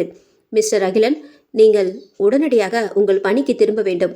அந்த ஊரில் மேலும் 2 கொலைகள் நடந்திருக்கிறது என அவர் கூறவும், சரி சார், இன்றே கிளம்புகிறேன் என்று கூறிவிட்டு கைபேசியை அணைத்தான். கவலையுடன் தன் முகத்தையே பார்த்து கொண்டிருந்த மனைவியிடம், இன்றே நாம் கிளம்ப வேண்டும் அஞ்சலி என்று கூறினான் அகிலன். எங்கே என்று புரியாமல் கேட்டவளை நேராய் நிமிர்ந்து பார்த்தவன், எனக்கு வேலை மாற்றல் ஆகியிருக்கிறது அஞ்சலி, நாம் இன்றே கிளம்ப வேண்டும். நீ துணிகளை எடுத்து வை, நான் கொஞ்சம் வெளியில் சென்று நாம் செல்வதற்கான ஏற்பாடுகளை செய்துவிட்டு வருகிறேன் என சொல்லிவிட்டு கிளம்ப போனான். அகிலன் கீழே இறங்கி தன் பெற்றோரிடம் விவரத்தை தெரிவிக்க சென்றான். விவரம் அறிந்ததுமே ரங்கநாயகி, என்ன அப்பு இப்படி சொல்ற, இன்னும் நிறைய சடங்கு பாக்கி இருக்குது அப்பு என்று தாங்களாக கேட்டாள். இல்லம்மா, அங்க நிலைமை சரியில்லை, நான் போயே ஆகணும் என கூறியவனை நிறுத்தி, தங்குமிடம் இன்ன பிற வசதிகள் எல்லாம் எப்படி என்னவென்று விவரமாக பொறுமையாக கேட்டார் சிவலிங்கம். பதவி உயர்வுடன் கூடிய மாற்றல் என்பதால் அங்கே தங்குவதற்கான வசதிகள் சிறப்பாகவே செய்யப்பட்டு இருக்கும். விவரங்களை கூறிவிட்டு, நீங்களேனும் மறுத்து பேசாதீர்களப்பா என்பதை போல் தந்தையை பார்த்தான் அகிலன். வேலை விஷயம் என்பதாலும் மகன் எது செய்தாலும் அதில் நிச்சயம் அர்த்தம் இருக்கும் என்பதாலும், சரி தம்பி, பார்த்து பத்திரமா போய் வாருங்கள், மற்ற சடங்குகளை எல்லாம் பிறகு பார்த்து கொள்ளலாம் என்று முடித்தார். என்னங்க, அவன்தான் ஏதோ விவரம் புரியாம பேசிக்கிட்டு இருக்கான்னு பார்த்தா நீங்களும் அவனை போக சொல்றீங்களே என்று பேசிக்கொண்டே போன ரங்கநாயகியை ஒரு பார்வையில் அடக்கினார் சிவலிங்கம். விடுநாயகி, அவன் வேலை 4 பேரை காப்பாத்துறது, இப்போ அதுதான் முக்கியம், அவன் போயிட்டு வரட்டும் என்று கூறினார் சிவலிங்கம். இல்லைங்க, நம்ம சொந்த பதையெல்லாம் என இழுத்தவளை ஒரு கை உயர்த்தி அடக்கிவிட்டு, அதெல்லாம் நான் பார்த்துக்கிறேன் என்று கூறிவிட்டு மகனின் பயண விவரங்களை கேட்டு அறிந்து கொண்டார் சிவலிங்கம். அதன்பின் அகிலன் வெகு நேரம் அங்கு இருக்கவில்லை. புது மனைவியை கூட்டிக் கொண்டு காடுவெட்டி விடுதியை நோக்கி பயணிக்க தொடங்கினான். இரவு 10 மணி. பேருந்து நிலையத்தின் காடுவெட்டி விடுதி பேருந்து நிலையம் எனும் பெயர் பலகை பெரியதாய் அவர்களை வரவேற்க தமது பொருட்களை எல்லாம் இறக்கிவிட்டு அகிலனும் அஞ்சலியும் பேருந்து நிலையத்தில் இறங்கிக் கொள்ள அவர்களை இறக்கிவிட்டு அந்த பேருந்து ஒரு பெரிய உருமலுடன் உடனடியாக கிளம்பியது. சுற்றி முற்றி இங்கு ஒரு காக்கை கூட இல்லாமல் அந்த பேருந்து நிலையமே வெறிச்சோடி கிடந்தது. மருந்து கடையும் ஒரு கடை கூட இல்லை. ஏதோ ஒரு விதமான மயான அமைதியில் அந்த இடமே ஆட்கொள்ளப்பட்டு கிடப்பது போல ஒரு பிரம்மை இருவருக்குமே தோன்றியது. என்னங்க, நம்மளை கூட்டிட்டு போக கூட யாருமே வரல போல, இப்போ எப்படி ஊருக்குள்ள போறது என்று அகிலனின் கரங்களை பற்றி கொண்டே கேட்டாள் அஞ்சலி. எனக்கும் அதுதான் புரியல அஞ்சலி, நான் வரேன்னு முன்னாடியே தகவல் அனுப்பியிருந்தேன் என்று தாடையை சொரிந்து கொண்டே யோசித்தான் அகிலன். தன் கைபேசியை எடுத்து ஏதோ எண்ணுக்கு தொடர்பு கொள்ள முயற்சி செய்தான். ஆனால் இணைப்பு கிடைக்கவே இல்லை. அடச்ச என்று கோபமாக சொல்லியவன், இங்கேயே இருக்கவும் முடியாது, இங்கே யாருமே இல்லை, சரி வா, கூகுள் மேப் இருக்குல்ல, எப்படியாவது போயிடலாம் என்று கூறி அவன் பெட்டியை தூக்கினான். இன்னும் 2 கிலோமீட்டரில் ஊருக்கு போய்விடலாம் அஞ்சலி, வா நடப்போம் என சொல்லிக்கொண்டே நடக்க ஆரம்பிக்க அஞ்சலியும் உடன் சேர்ந்து நடந்தாள். திடீரென்று அங்கே சரக் சரக் என கேட்ட ஏதோ ஒரு சத்தத்தில் இருவரும் ஒரு வினாடி அப்படியே நின்றுவிட்டனர். என்ன அது சத்தம் என சுற்றுமுற்று பார்க்க அங்கே அந்த சத்தமும் நின்று போனது. சரி, காற்றில் எதுவும் இலை எதுவும் பறந்திருக்கும் என சொல்லிக்கொண்டே மீண்டும் நடக்க ஆரம்பிக்க மீண்டும் அந்த சத்தம் கேட்க ஆரம்பித்தது. இப்பொழுது சற்று பக்கமாகவே கேட்கவும், என்னங்க, எனக்கு பயமா இருக்கு என்று அவன் கைகளை இறுக பற்றி கொண்டாள் அஞ்சலி. தன் பாக்கெட்டில் வைத்திருந்த கைத்துப்பாக்கியை கையில் தயாராய் வைத்து கொண்டே, யாரது, யாராவது இருக்கீங்களா, இருந்தா இப்பவே வந்துடுங்க, இல்லைன்னா அவ்வளோதான் என்று கொஞ்சம் சத்தமாக கூறினான் அகிலன். சுற்றுமுற்று பார்த்தும் எந்த தடயமும் இல்லாமல் போகவே, சரி வா போகலாம் என சொல்லிவிட்டு பைகளை தூக்க போனவனை திடீரென்று வந்த உருவம் படக்கென்று அவன் கைகளை பிடிக்க அந்த உருவத்தை கண்டு பயத்தில் அலறினாள் அஞ்சலி. யாரும் இல்லாத அந்த பேருந்து நிலையத்தில் அஞ்சலியின் சத்தம் எவரது காதுகளையும் எட்டாமலே காற்றில் மறைந்தது. பரட்ட தலை, கிழிந்த உடை, சிவந்த கண்கள், அழுக்கேறிய உடல், கருமை படிந்த பற்கள், அருகிலேயே நெருங்க முடியாத அளவுக்கு ஒரு கெட்ட வாடை அவனை சுற்றி வீசியது. வேணா, ஊருக்குள்ள போகாத, இந்த ஊரே வேணா உனக்கு, போயிடு, அங்க போனா உன் உயிருக்கு ஆபத்து என சொல்லி கொண்டே போனவன் எதையோ கண்டு அப்படியே பயத்தில் நடுங்கி போனான். வேண்டாம் வேண்டாம், தெரியாம சொல்லிட்டேன், என்னை மன்னிச்சிடு மன்னிச்சிடு என்று கதறிக்கொண்டே ஓடி போனான். பயத்தில் ஓடி போனவன் சிறிது தூரத்தில் ஆ என்று அலறிய அலறலில் அங்கு இருந்த மரங்களில் உறங்கிக் கொண்டிருந்த பறவைகள் அனைத்தும் படபடவென தமது சிறகுகளை அடித்து கொண்டு பயத்தில் பறந்து சென்றன. என்ன சத்தம் அது, என்று பார்க்க போகலாம் என அகிலன் அந்த திசையை நோக்கி செல்ல, ஒரு அடி வைக்க போகும்போதே அவன் முன் ஒரு கார் வேகமாக வந்து சடன் பிரேக் போட்டு நிற்க, உள்ளிருந்து இறங்கிய ஒரு இளைஞன், சார் சீக்கிரம் வண்டியில ஏறுங்க உடனே என்று கூறிக்கொண்டே அவர்களின் பைகளை எடுத்து உள்ளே போட்டுக்கொண்டே திரும்பி வண்டியில் ஏற போனவனை நிறுத்தி, யார் நீ? அங்க யாரோ கத்துறாங்க, என்ன ஏதுன்னு பாக்குறதுக்குள்ள நீ பாட்டுக்க வந்து உள்ள ஏறுன்னு சொல்லி எங்க பொருட்களை எல்லாம் தூக்கி உள்ள போட்டுட்டு இருக்க என்று கோபமாக கேட்டான் அகிலன். சார் ப்ளீஸ் புரிஞ்சுக்க முயற்சி பண்ணுங்க, மேடம் வேற இருக்காங்க, சீக்கிரம் வாங்க, உங்களுக்காக நான் எல்லா விவரத்தையும் சொல்றேன், ப்ளீஸ் சார் வாங்க என்று காலில் விழாத குறையாக கெஞ்சியவனின் வார்த்தைகளை மீறவும் முடியாமல், சற்று நேரத்திற்கு முன் யாரோ கத்தினார்களே, அது யார் என்னவென்று எதுவும் புரியாமல் ஒருவித குழப்பத்துடன் வண்டியில் இருவரும் ஏறிக்கொள்ள வேகமாக வண்டி ஊரை நோக்கி விரைந்து சென்றது. சரி, இப்போ வாச்சும் ஏதாவது பேசுறீங்களா என கேட்டவனே, சார் கொஞ்சம் பொறுங்க, வீட்டுக்குள் போனதும் எல்லாம் விவரமா சொல்றேன், நீங்க மட்டும் எந்த காரணத்தை கொண்டும் பின்னாடி மட்டும் திரும்பி பார்த்துடாதீங்க என பதட்டத்துடன் சொல்லிக்கொண்டே மிகவும் வேகமாக வண்டியை ஓட்டி கொண்டிருந்தான் அந்த இளைஞன். என்ன நடக்கிறது என்று எதுவும் புரியாமல் இருவரும் அமர்ந்திருந்தனர். அப்பொழுது அங்கே இருந்த பின்னால் பார்க்கும் கண்ணாடியில் எதர்ச்சியாக அகிலனின் பார்வை செல்ல, அங்கே பின்னாடி ஒரு கரிய உருவம் அவர்கள் அவ்வளவு நேரம் நின்றிருந்த இடத்தில் நின்று கொண்டு இவர்களையே தனது செந்நிற கண்களில் வெறித்து பார்த்து கொண்டிருந்தது. அவன் கண்ட காட்சி அவனுள் படபடப்பை உண்டு பண்ண, வண்டியை ஓட்டி கொண்டிருந்த இளைஞனை பார்த்து, நீ யாரு, இங்க என்னதான் நடக்குது, பின்னாடி நிக்கிற அந்த கரிய உருவம் என்ன என்று கேட்டுக்கொண்டே போனவனே, என்னது பின்னாடி பார்த்துட்டீங்களா சார், எதுக்கு பின்னாடி பார்த்தீங்க, ஐயோ போச்சு போச்சு, நம்ம கதை இன்னைக்கு காலிதான் என்று அழாத குறையாக கூறினான் அந்த இளைஞன். டேய், என்ன ஏதுன்னு எதுவுமே சொல்லாமல் புலம்பிக் கொண்டே வரியே, என்னதான் இங்க நடக்குது சொல்லி தொலையேன் என்று எரிச்சலுடன் கேட்டுக்கொண்டிருந்தான் அகிலன். இவை எதுவுமே புரியாமல் பின்னால் பார்க்கும் தைரியமும் இல்லாமல் பயத்தில் நடுங்கிக் கொண்டே அமர்ந்திருந்தாள் அஞ்சலி. திடீரென அந்த இடமே குளிர் பரவ அனைவரும் குளிர் தாங்க முடியாமல் கைகளை பரபரவென தேய்த்து கொண்டனர். என்ன இது, திடீர்னு இப்படி குளிருது என்று கேட்டாள் அஞ்சலி. காரை ஓட்டிக் கொண்டிருக்கும் இளைஞனுக்கு அடுத்து என்ன நடக்கப் போகிறது என்பது நன்றாக தெரியும் போல அவன் எதை பற்றியும் கவலை கொள்ளாமல் வண்டியை வேகமாக ஓட்டுவதிலேயே கவனமாக இருந்தான். இன்னும் 10 நிமிடம் ஊருக்குள் சென்று விடலாம், அதுவரை எதுவும் விபரீதம் எதுவும் நடந்துவிடக் கூடாது என அவனது உள்மனம் இஷ்ட தெய்வங்களை எல்லாரையும் வேண்டிக் கொண்டே வந்து கொண்டிருந்தது. திடீரென வண்டியின் மேல் ஏதோ ஒன்று டொம் என்று விழுந்த சத்தம் கேட்டது. ஒரு பெரிய கையின் அச்சு அந்த வண்டியின் மேல் விழுந்தது. வண்டியின் உள்ளே அனைவரும் பதற அஞ்சலி அலறியே விட்டாள். என்னங்க, அது என்ன சத்தம் என்று பயத்துடன் கேட்டாள் அஞ்சலி. அவர்களை அதிகம் காத்திருக்க வைக்காமலே மேலே குதித்த அந்த உருவம் முன்பக்கமாய் முன்னேறி மெல்ல மெல்ல வந்து கொண்டிருந்ததை, அதன் கை மற்றும் கால் அச்சுக்கள் அந்த வண்டியில் மேல் கூரையில் பதிந்ததை வைத்தே அவர்கள் புரிந்து கொள்ள, வண்டி அசுர வேகத்தில் ஊருக்குள் நுழைந்து கொண்டிருந்தது. எதை பற்றியும் கவலை இல்லாமல் நடக்கும் யாவும் பழக்கமே போல பாதை ஒன்றில் மட்டுமே கவனம் வைத்து வண்டியை ஓட்டிக்கொண்டே சென்றவன் திடீரென பிரேக் போட, மேலே நின்றிருந்த அந்த உருவம் அப்படியே முன்னே விழுந்தது. கீழே விழுந்த உருவத்தை கண்டு அஞ்சலி அலற, வண்டியை ரிவர்ஸ் கியர் போட்டு பின்னோக்கி கொண்டு போய் சர் என்று முன்னே போனவன் திறந்திருந்த ஒரு கார் ஷெட்டில் வண்டியை நிறுத்தியவன், வாங்க சீக்கிரம் என்று கூறிக்கொண்டே மின்னல் வேகத்தில் அருகில் இருந்த வீட்டுக்குள் நுழைய, பின்னோடு ஓடி வந்த அஞ்சலியும் அகிலனும் வீட்டுக்குள் நுழைந்து கதவை பூட்டினார்கள். கதவை பூட்டிய அடுத்த நொடி டம் டம் என்று கதவை தட்டிய ஒளி தாங்க முடியாமல் காதை அழுத்தமாக மூடிக்கொண்டனர். அந்த உருவம் அவர்களை பிடிக்க முடியாத ஏமாற்றத்தில் ஆ என்று தன் கட்டை குரலில் கத்திய சத்தம் அந்த ஊர் முழுவதும் எதிரொலித்தது. அந்த இடமே ஒரு நிமிடம் நிலநடுக்கம் வந்ததைப் போல கிடுகிடுவென ஆடியது. சிறிது நேரத்தில் அந்த இடத்தின் குளிர் நீங்கி எல்லாம் இயல்பு நிலைக்கு மாறியது. அம்மாடி, தப்பித்தோம் என்று தன் நெஞ்சில் கை வைத்து கொண்டே அருகில் இருந்த ஒரு நாற்காலியில் அமர்ந்தாள் அஞ்சலி. இப்பொழுதாவது இங்கு என்ன நடக்கிறது என்று சொல்லுடா என்பதை போல அந்த இளைஞனை பார்த்தான் அகிலன். என் பேர் கண்ணன் சார், நான் தான் இங்க உங்களுக்கு உதவிக்காக இருக்க போறேன். இந்த ஊருக்குள்ள இதுதான் பிரச்சனை. இங்க யாருமே இருட்டியதுக்கு அப்புறம் வெளியே வரக்கூடாது என்பது எழுதப்படாத சட்டம். அதையும் மீறி யாராவது இரவில் வெளியே வந்தா அவர்களின் உயிர் இருக்காது. நீங்களே பார்த்தீங்கல்ல அந்த உருவத்தை. இன்னைக்கு நம்ம தப்பிச்சது கடவுள் புண்ணியம் சார். இந்த ஊரையே ஆட்டி படைக்கிறது இந்த உருவம் என்னன்னு யாருக்கும் தெரியல சார். மக்கள் எல்லாரும் இருட்டதுக்கு அப்புறம் வெளியே வரவே பயப்படுறாங்க. அதையும் மீறி வெளியே வர்றவங்க மர்மமான முறையில அடுத்த நாள் இறந்து போயிடுறாங்க சார் என்று பயத்துடனே சொல்லி முடித்தான் கண்ணன். ஆனால் நீ மட்டும் எப்படி இவ்வளோ தைரியமா வந்த?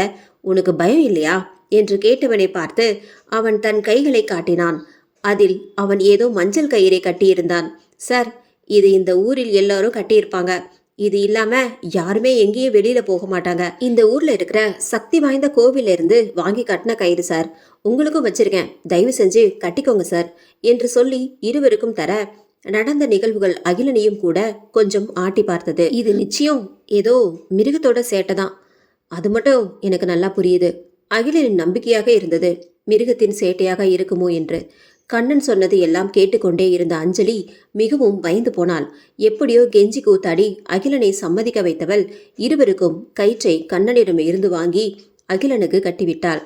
அஞ்சலியும் வாங்கி கட்டிக்கொண்டாள். ஆனாலும் விடிந்ததும் இதை பற்றி நிச்சயம் விசாரிக்க வேண்டும் என்று மனதுக்குள் குறித்து வைத்துக் கொண்டான் அகிலன். இரவில் வானில் அடர்ந்த மேகங்களுக்கு இடையில் அவ்வப்போது தலை காட்டி ஊருக்குள் வெளிச்சத்தை தருவதும் சற்று நேரத்தில் மீண்டும் மேகத்துக்குள் ஒளிந்து கொண்டு காரிருளில் மூழ்கடிப்பதுமாக கண்ணாமூச்சி ஆட்டம் ஆடிக்கொண்டிருந்தது நிலவு. நிலவின் வெளிச்சத்தில் ஊருக்குள் ஓர் கரிய உருவம் அவ்வப்போது அங்கும் இங்கும் அலைந்து கொண்டிருந்தது. இங்கு அகிலன் வீட்டுக்குள் இரு கைகளையும் பின்னால் கட்டிக்கொண்டு கூண்டு புலியை போல குறுக்கும் நெடுக்குமாக அங்கும் இங்கும் அலைந்து கொண்டிருந்தான்.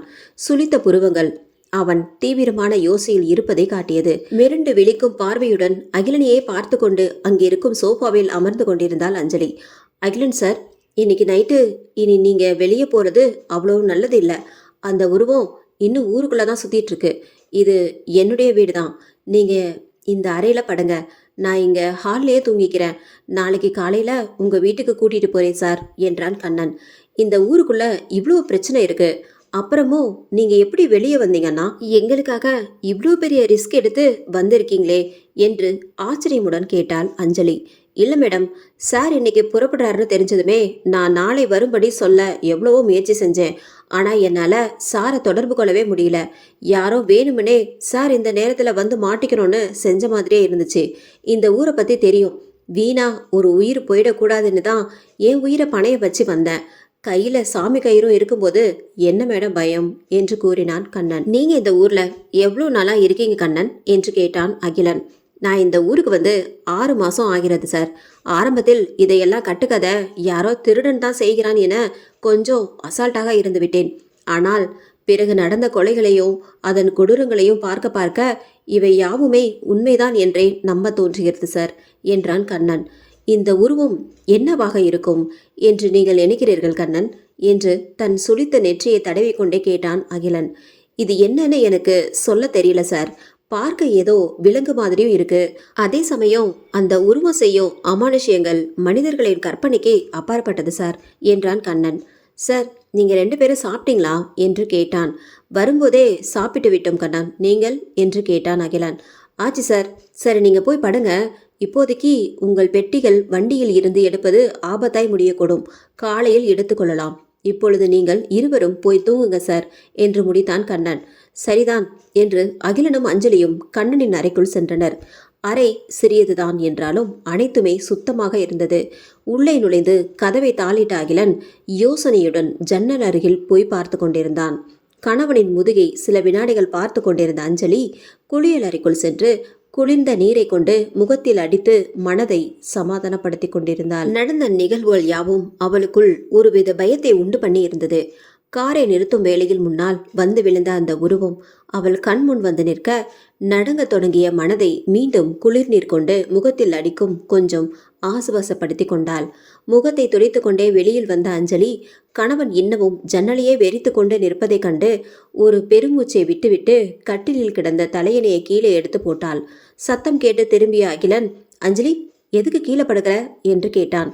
என்ன சொல்வதென்று தெரியாமல் திருதிருவென விழித்த அஞ்சலியை கனிவாய் நோக்கி, நீ கட்டிலேயே படுத்துக்கோ, நான் ஒன்றும் உன்னை கடிச்சு தின்ற மாட்டேன், சரியா என்று சொல்லிவிட்டு புன்னகை புரிந்தான் அகிலன்.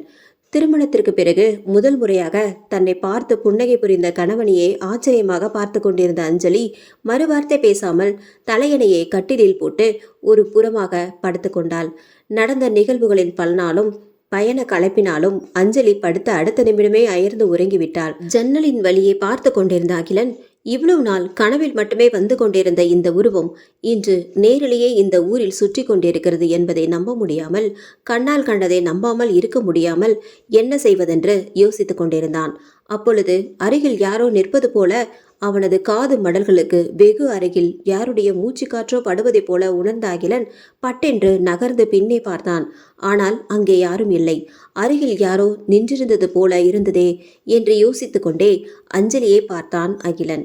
அவள் நல்ல அயர்ந்த உறக்கத்தில் இருந்தாள். குழம்பி போய் நின்றவன் பின்னால் ஜன்னலுக்கு வெளியே என்று உருவம் சத்தம் கேட்கவே தூக்கி வாரி போட்டுக்கொண்டு திரும்பியவன் அங்கே ஜன்னலின் வெளியே நின்று கொண்டு தனது சிவந்த விழிகளில் அகிலனையே உற்று பார்த்து கொண்டிருந்த அந்த கரிய உருவத்தை கண்டு பயத்தில் அப்படியே உறைந்து போனான் அகிலன். உன்னை விடமாட்டேன் என்று தன் கட்டை குரலில் கூறிக்கொண்டே ஒரு குரூரமான புன்னகையுடன் பின்னோக்கி நகர ஆரம்பித்த அந்த கரிய உருவம் அப்படியே தாவி குதித்து ஓட ஆரம்பித்தது. தூரத்து நிலவின் ஒளியில் அந்த உருவம் அங்கும் இங்கும் தாவி குதித்து ஓடிக்கொண்டிருப்பதைக் கண்டு குழப்பத்துடன் ஜன்னலை மூடிவிட்டு வந்து கட்டிலின் மறுபுறம் படுத்து உறங்க ஆரம்பித்தான். அதிகாலை கதிரவன் தன் அழகிய கிரகணங்களால் அழகாய் வெளிச்சம் பரப்பி கொண்டிருந்தான். ஜன்னலின் வழியே வந்த வெளிச்சத்தில் உறக்கம் மெல்ல கலைய புரண்டு படுத்த அகிலன் அருகே சிறு பிள்ளையாய் உறங்கிடும் மனைவியை பார்த்தவன் அவளின் குழந்தைத்தனமான முகத்தை கண்டு தன்னை மறந்து அவளையே பார்த்து கொண்டிருந்தான். தூரத்தில் கேட்ட ஏதோ ஒரு சத்தத்தில் தன்னிலை உணர்ந்தவன் சட்டென எழுந்து குளியலறைக்குள் புகுந்தான். அவன் அந்த பக்கம் நகரவும் இங்கே அதுவரை பிடித்து வைத்திருந்த மூச்சை மெதுவாக விட்ட அஞ்சலி மெல்ல ஒற்றை கண்ணை திறந்து அகிலன் சென்று விட்டான் என்பதை உறுதி செய்து கொண்டு மெதுவாக புன்னகைத்தாள். தன் கணவன் கண் விழிக்கும் சற்று நேரத்திற்கு முன்பே விழித்துவிட்ட அஞ்சலி தன் அருகே கட்டழகனாய் உறங்கிக் கொண்டிருக்கும் கணவனை கண் கொட்டாமல் பார்த்து கொண்டிருந்தாள். உறக்கம் கலைந்து அகிலன் விழிக்கவும் தான் பார்த்ததை மறைத்து உறங்குபவளைப் போல பாவனை செய்தவளை தான் தன்னை அறியாமல் இவ்வளவு நேரமும் ரசித்து கொண்டிருந்தான் அகிலன். தன் கணவனின் காதல் பார்வை அவளுக்குள் ஒருவித பரவசத்தை உண்டாக்க மகிழ்ச்சியில் மேலும் அழகாகி போனாள் அஞ்சலி. அதற்குள் கண்ணனும் வெளியில் காரில் இருந்த அவர்களின் பெட்டியை வீட்டுக்குள் எடுத்து வைத்திருந்தான். வெளியே சென்று அவர்களின் பெட்டியை அறைக்குள் வைத்துவிட்டு தனக்கும் அகிலனுக்கும் ஒரு செட் துணிகளை கட்டிலில் வைத்துவிட்டு ஜன்னலின் வழியே தெரிந்த அழகை ரசித்து கொண்டிருந்தாள் அஞ்சலி. உள்ளே குளிக்க சென்ற அகிலனுக்கோ ஊரில் இருந்தவரை தன் மனைவியை ஆசையாய் ஒரு பார்வை பார்த்தாலே தன்னை மிரட்டி கொண்டிருந்த அந்த உருவம் இந்த ஊருக்கு வந்த 2 நாளில் என் அருகில் கூட வரவில்லையே. அப்பொழுது டாக்டர் சொன்னதைப் போல அது என் கற்பனைதான் போல இருக்கிறது என்று முடிவு செய்தான். குளித்து முடித்த ஒற்றை டவலுடன் வெளியில் வந்த அகிலன் ஜன்னலில் வெளியே வேடிக்கை பார்த்து கொண்டிருந்த மனைவியை ஆசையாய் நெருங்கி தலையை சிலுப்பி அவள் மேல் அவன் நீரை சிந்தினான். பதறி துடித்து கொண்டு திரும்பிய அஞ்சலி அருகில் சிரித்து கொண்டே நிற்கும் கணவனை கண்டு செக்கபானமாய் சிவந்தே போனாள். திரு திருவென விழித்த மனைவியை ரசனையோடு நெருங்கி அவள் முகத்தில் அங்குமிங்கும் கலைந்து ஆடிக்கொண்டிருந்த கற்றை முடியை மெல்ல விலக்கிவிட்டு அவளை பார்த்து கண்ணடித்துவிட்டு குறும்பாய் சிரித்தான். அதற்கு மேல் அவள் கணவனின் பார்வையில் வீச்சை தாங்க முடியாமல் அவனை தள்ளி விட்டுவிட்டு புன்னகையுடன் குளியலறையில் நுழைந்து கொண்டாள் அஞ்சலி. அவனை கண்டு வெட்கம் கொண்டு ஓடும் மனைவியை கண்டு கொஞ்சம் சத்தமாகவே சிரித்துவிட்டு உடை மாற்றி தயாரானான் அகிலன். கணவன் முதல் முறை செய்த குறும்பில் அவசர அவசரமாக குளியலறையில் நுழைந்த அஞ்சலி மாற்றுடை எதையும் எடுத்து வரவில்லை. இதை குளித்து முடித்த பின் தான் உணர்ந்தாள். இப்பொழுது எப்படி வெளியில் செல்வது? வெளியில் அகிலன் வேறு இருப்பானே என்று எண்ணும் போதே கணவனின் காதல் பார்வை நினைவு வர வெட்கம் வேறு போட்டி போட்டுக்கொண்டு அவளை பாடாய்படுத்தியது. சரி, வேறு வழியில்லை, போய்தான் ஆக வேண்டும் என்று அங்கிருந்த டவலை கட்டிக்கொண்டு மெல்ல தலையை மட்டும் வெளியில் நீட்டி அறையில் அகிலன் இருக்கிறானா என்று பார்த்தாள் அஞ்சலி. நல்ல வேளையாக அங்கே அகிலன் இல்லை. அறை சாத்தியிருந்தது. ஒரு நிம்மதி பெருமூச்சுடன் வெளியே ஓடி வந்து அவளின் துணிகளை எடுத்துக்கொண்டு வேக வேகமாக குளியலறை நோக்கி திரும்பவும் மீண்டும் அறைக்குள் நுழைந்த அகிலனின் மேல் அப்படியே மோதி கீழே விழப்போனவளை தனது வலிய கரங்கள் கொண்டு தாங்கி பிடித்தான் அகிலன். கணவனின் முதல் தொடுகையில் உடல் சிலிர்க்க அப்படியே விழிகளை மூடிக்கொண்டாள் அஞ்சலி. மெல்லிய புன்னகையுடன் ஒரு பாடலை விசிலடித்து கொண்டே வெளியில் சென்று சோஃபாவில் உட்கார்ந்தான் அகிலன். உடை மாற்றி தயாராகி வெளியில் வந்த அஞ்சலியை விழுங்குவதைப் போல பார்த்தான். கணவனின் பார்வையில் வெட்கத்தில் குங்குமமாய் சிவந்து போனாள். அவனை காண முடியாமல் தலையை குனிந்து கொண்டே நின்றவளே அஞ்சலி என்று கூப்பிட்டான் அகிலன். நிமிர்ந்து பார்த்தவளை இங்கே வா என்பதை போல சைகை செய்தவன் தன் அருகில் அமர சொன்னான். வெட்கத்துடன் 2 எட்டு எடுத்து வைத்த அஞ்சலி முந்திக் கொண்டு வெளியில் இருந்து உள்ளே நுழைந்த கண்ணன் அகிலனின் அருகில் வந்து நின்றான். சார், சாப்பாடு தயாரா இருக்கு, வரீங்களா? சாப்பிடலாம் என்று கேட்க சிவபூஜை கரடியாய் வந்து நின்ற கண்ணனை கோபமாக முறைத்தான் அகிலன். கணவனின் கோப பார்வையை கண்ட அஞ்சலி வாய்விட்டு சிரித்தாள். இருவரின் செயல்களும் புரியாமல் இருவரையுமே வினோதமாய் பார்த்து கொண்டிருந்தான் கண்ணன். ஐயோ, நேற்று நடந்த சம்பவத்தில் 2 பேருக்கும் பைத்தியம் பிடிச்சிருச்சா? சீக்கிரமே இதுங்க 2த்தையும் கூட்டிட்டு போய் மந்திரிச்சு விடணும் போலியே என்று மனதுக்குள் பயந்து போய் மிரட்சியுடன் இருவரையும் பார்த்து கொண்டு நின்ற கண்ணனை பார்த்து இருவரும் மேலும் நகைத்தனர். வரப்போகும் ஆபத்துகள் புரியாமல் விளையாடி கொண்டிருக்கும் இவர்களை பார்த்து விதியும் குரூரமாக சிரித்து கொண்டிருந்தது. காலை உணவை விரைவாக முடித்துவிட்டு ஊருக்குள் அகிலனுக்காக ஒதுக்கப்பட்ட வீட்டை காண்பிக்க கண்ணன் இருவரையும் அழைத்து சென்றான். தனி வீடு, வீட்டை சுற்றிலும் காம்பவுண்ட் சுவர் இருக்க, வீட்டுக்குள் பல வகை மரங்களும் செடி கொடிகளும் இருக்க, கொஞ்ச தூரம் சென்ற பாதையின் முடிவில் அழகாய் சின்னதாய் ஒரு மாடி வீடு. வீட்டை பார்த்ததுமே அஞ்சலிக்கு பிடித்து போனது. இந்த வீடு ரொம்ப அழகா இருக்குங்க, எனக்கு ரொம்ப பிடிச்சிருக்கு என்று மகிழ்ச்சியாக சொன்னாள். வெளியில் பூட்டப்பட்டிருந்த பூட்டை திறந்த கண்ணன், உள்ள போய் பாருங்க சார் என்றான். 2 படுக்கை அறைகள் கொண்ட மாடி வீடு அது. கீழே ஹாலை தொடர்ந்து பக்கத்தில் ஒரு சமையலறையும் அதை ஒட்டினார் போல சாப்பிடும் அறையும் இருந்தது. சற்று தள்ளி ஒரு அறையும் மாடியில் இன்னொரு அறையும் இருந்தது. மாடியில் இருந்த அறையில் இருந்த பால்கனியில் இருந்து பார்க்க வெளிப்புற தோட்டம் அழகாய் தெரியவே இந்த அறையை அவர்களின் படுக்கை அறையாக பயன்படுத்தி கொள்ளலாம் என்று முடிவுக்கு அஞ்சலியும் அகிலனும் வந்தனர். கூட வந்த கண்ணன், உங்கள் பொருட்கள் எல்லாம் எப்பொழுது வருகிறது சார் என்று கேட்க, முகவரி தந்துவிட்டேன் கண்ணன், இன்னும் சற்று நேரத்தில் வந்துவிடும் என்று சொல்லும் போதே வாசலில் ஒரு மினி லாரியில் அவர்களின் பொருட்கள் வந்துவிட கண்ணனும் அகிலனும் சேர்ந்து வீட்டில் பொருட்களை அந்தந்த இடத்தில் வைத்துவிட்டு பார்க்கும்போது வீடே மேலும் அழகாகி போனது. வீட்டுக்கு சமையலுக்கும் தோட்ட வேலை செய்யவும் ஆட்கள் இருக்கிறார்கள் சார், நீங்கள் சொன்னால் வர சொல்கிறேன் என்று சொன்ன கண்ணனிடம் சம்மதமாக தலையாட்டினான் அகிலன். சரி, இன்று உன்னால் மட்டும் இந்த வீட்டு வேலைகளை பார்த்து கொள்ள முடியும் தானே அஞ்சலி? சமையல் எல்லாம் செய்து விடுவாய்தானே? நான் ஸ்டேஷன் வரை சென்றுவிட்டு அப்படியே நேற்று நடந்த விஷயங்களை பற்றி ஊருக்குள் விசாரித்துவிட்டு வருகிறேன், சரியா என்று கேட்டான் அகிலன். சரி, நான் பார்த்து கொள்கிறேன் என்று கூறிய மனைவியை மெச்சுதலாக பார்த்துவிட்டு கண்ணனுடன் கிளம்பி சென்றான் அகிலன். ஸ்டேஷனில் தன்னுடைய பொறுப்புகளை ஏற்றுக்கொண்டு அவனுக்கு என்று தரப்பட்ட அறையில் அமர்ந்து இதுவரை அந்த ஊரில் நடந்த குற்றங்களுக்கான ஃபைல்களை கொண்டு வர சொல்லி பார்த்து கொண்டிருந்தான். ஊரையே மிரட்டி கொண்டிருக்கும் அந்த பயங்கர உருவத்தை பற்றிய ஃபைல்களை பற்றி கேட்ட பொழுது அங்கிருந்த அனைவரும் தமது கைகளை பிசைத்து கொண்டு நின்றனர்.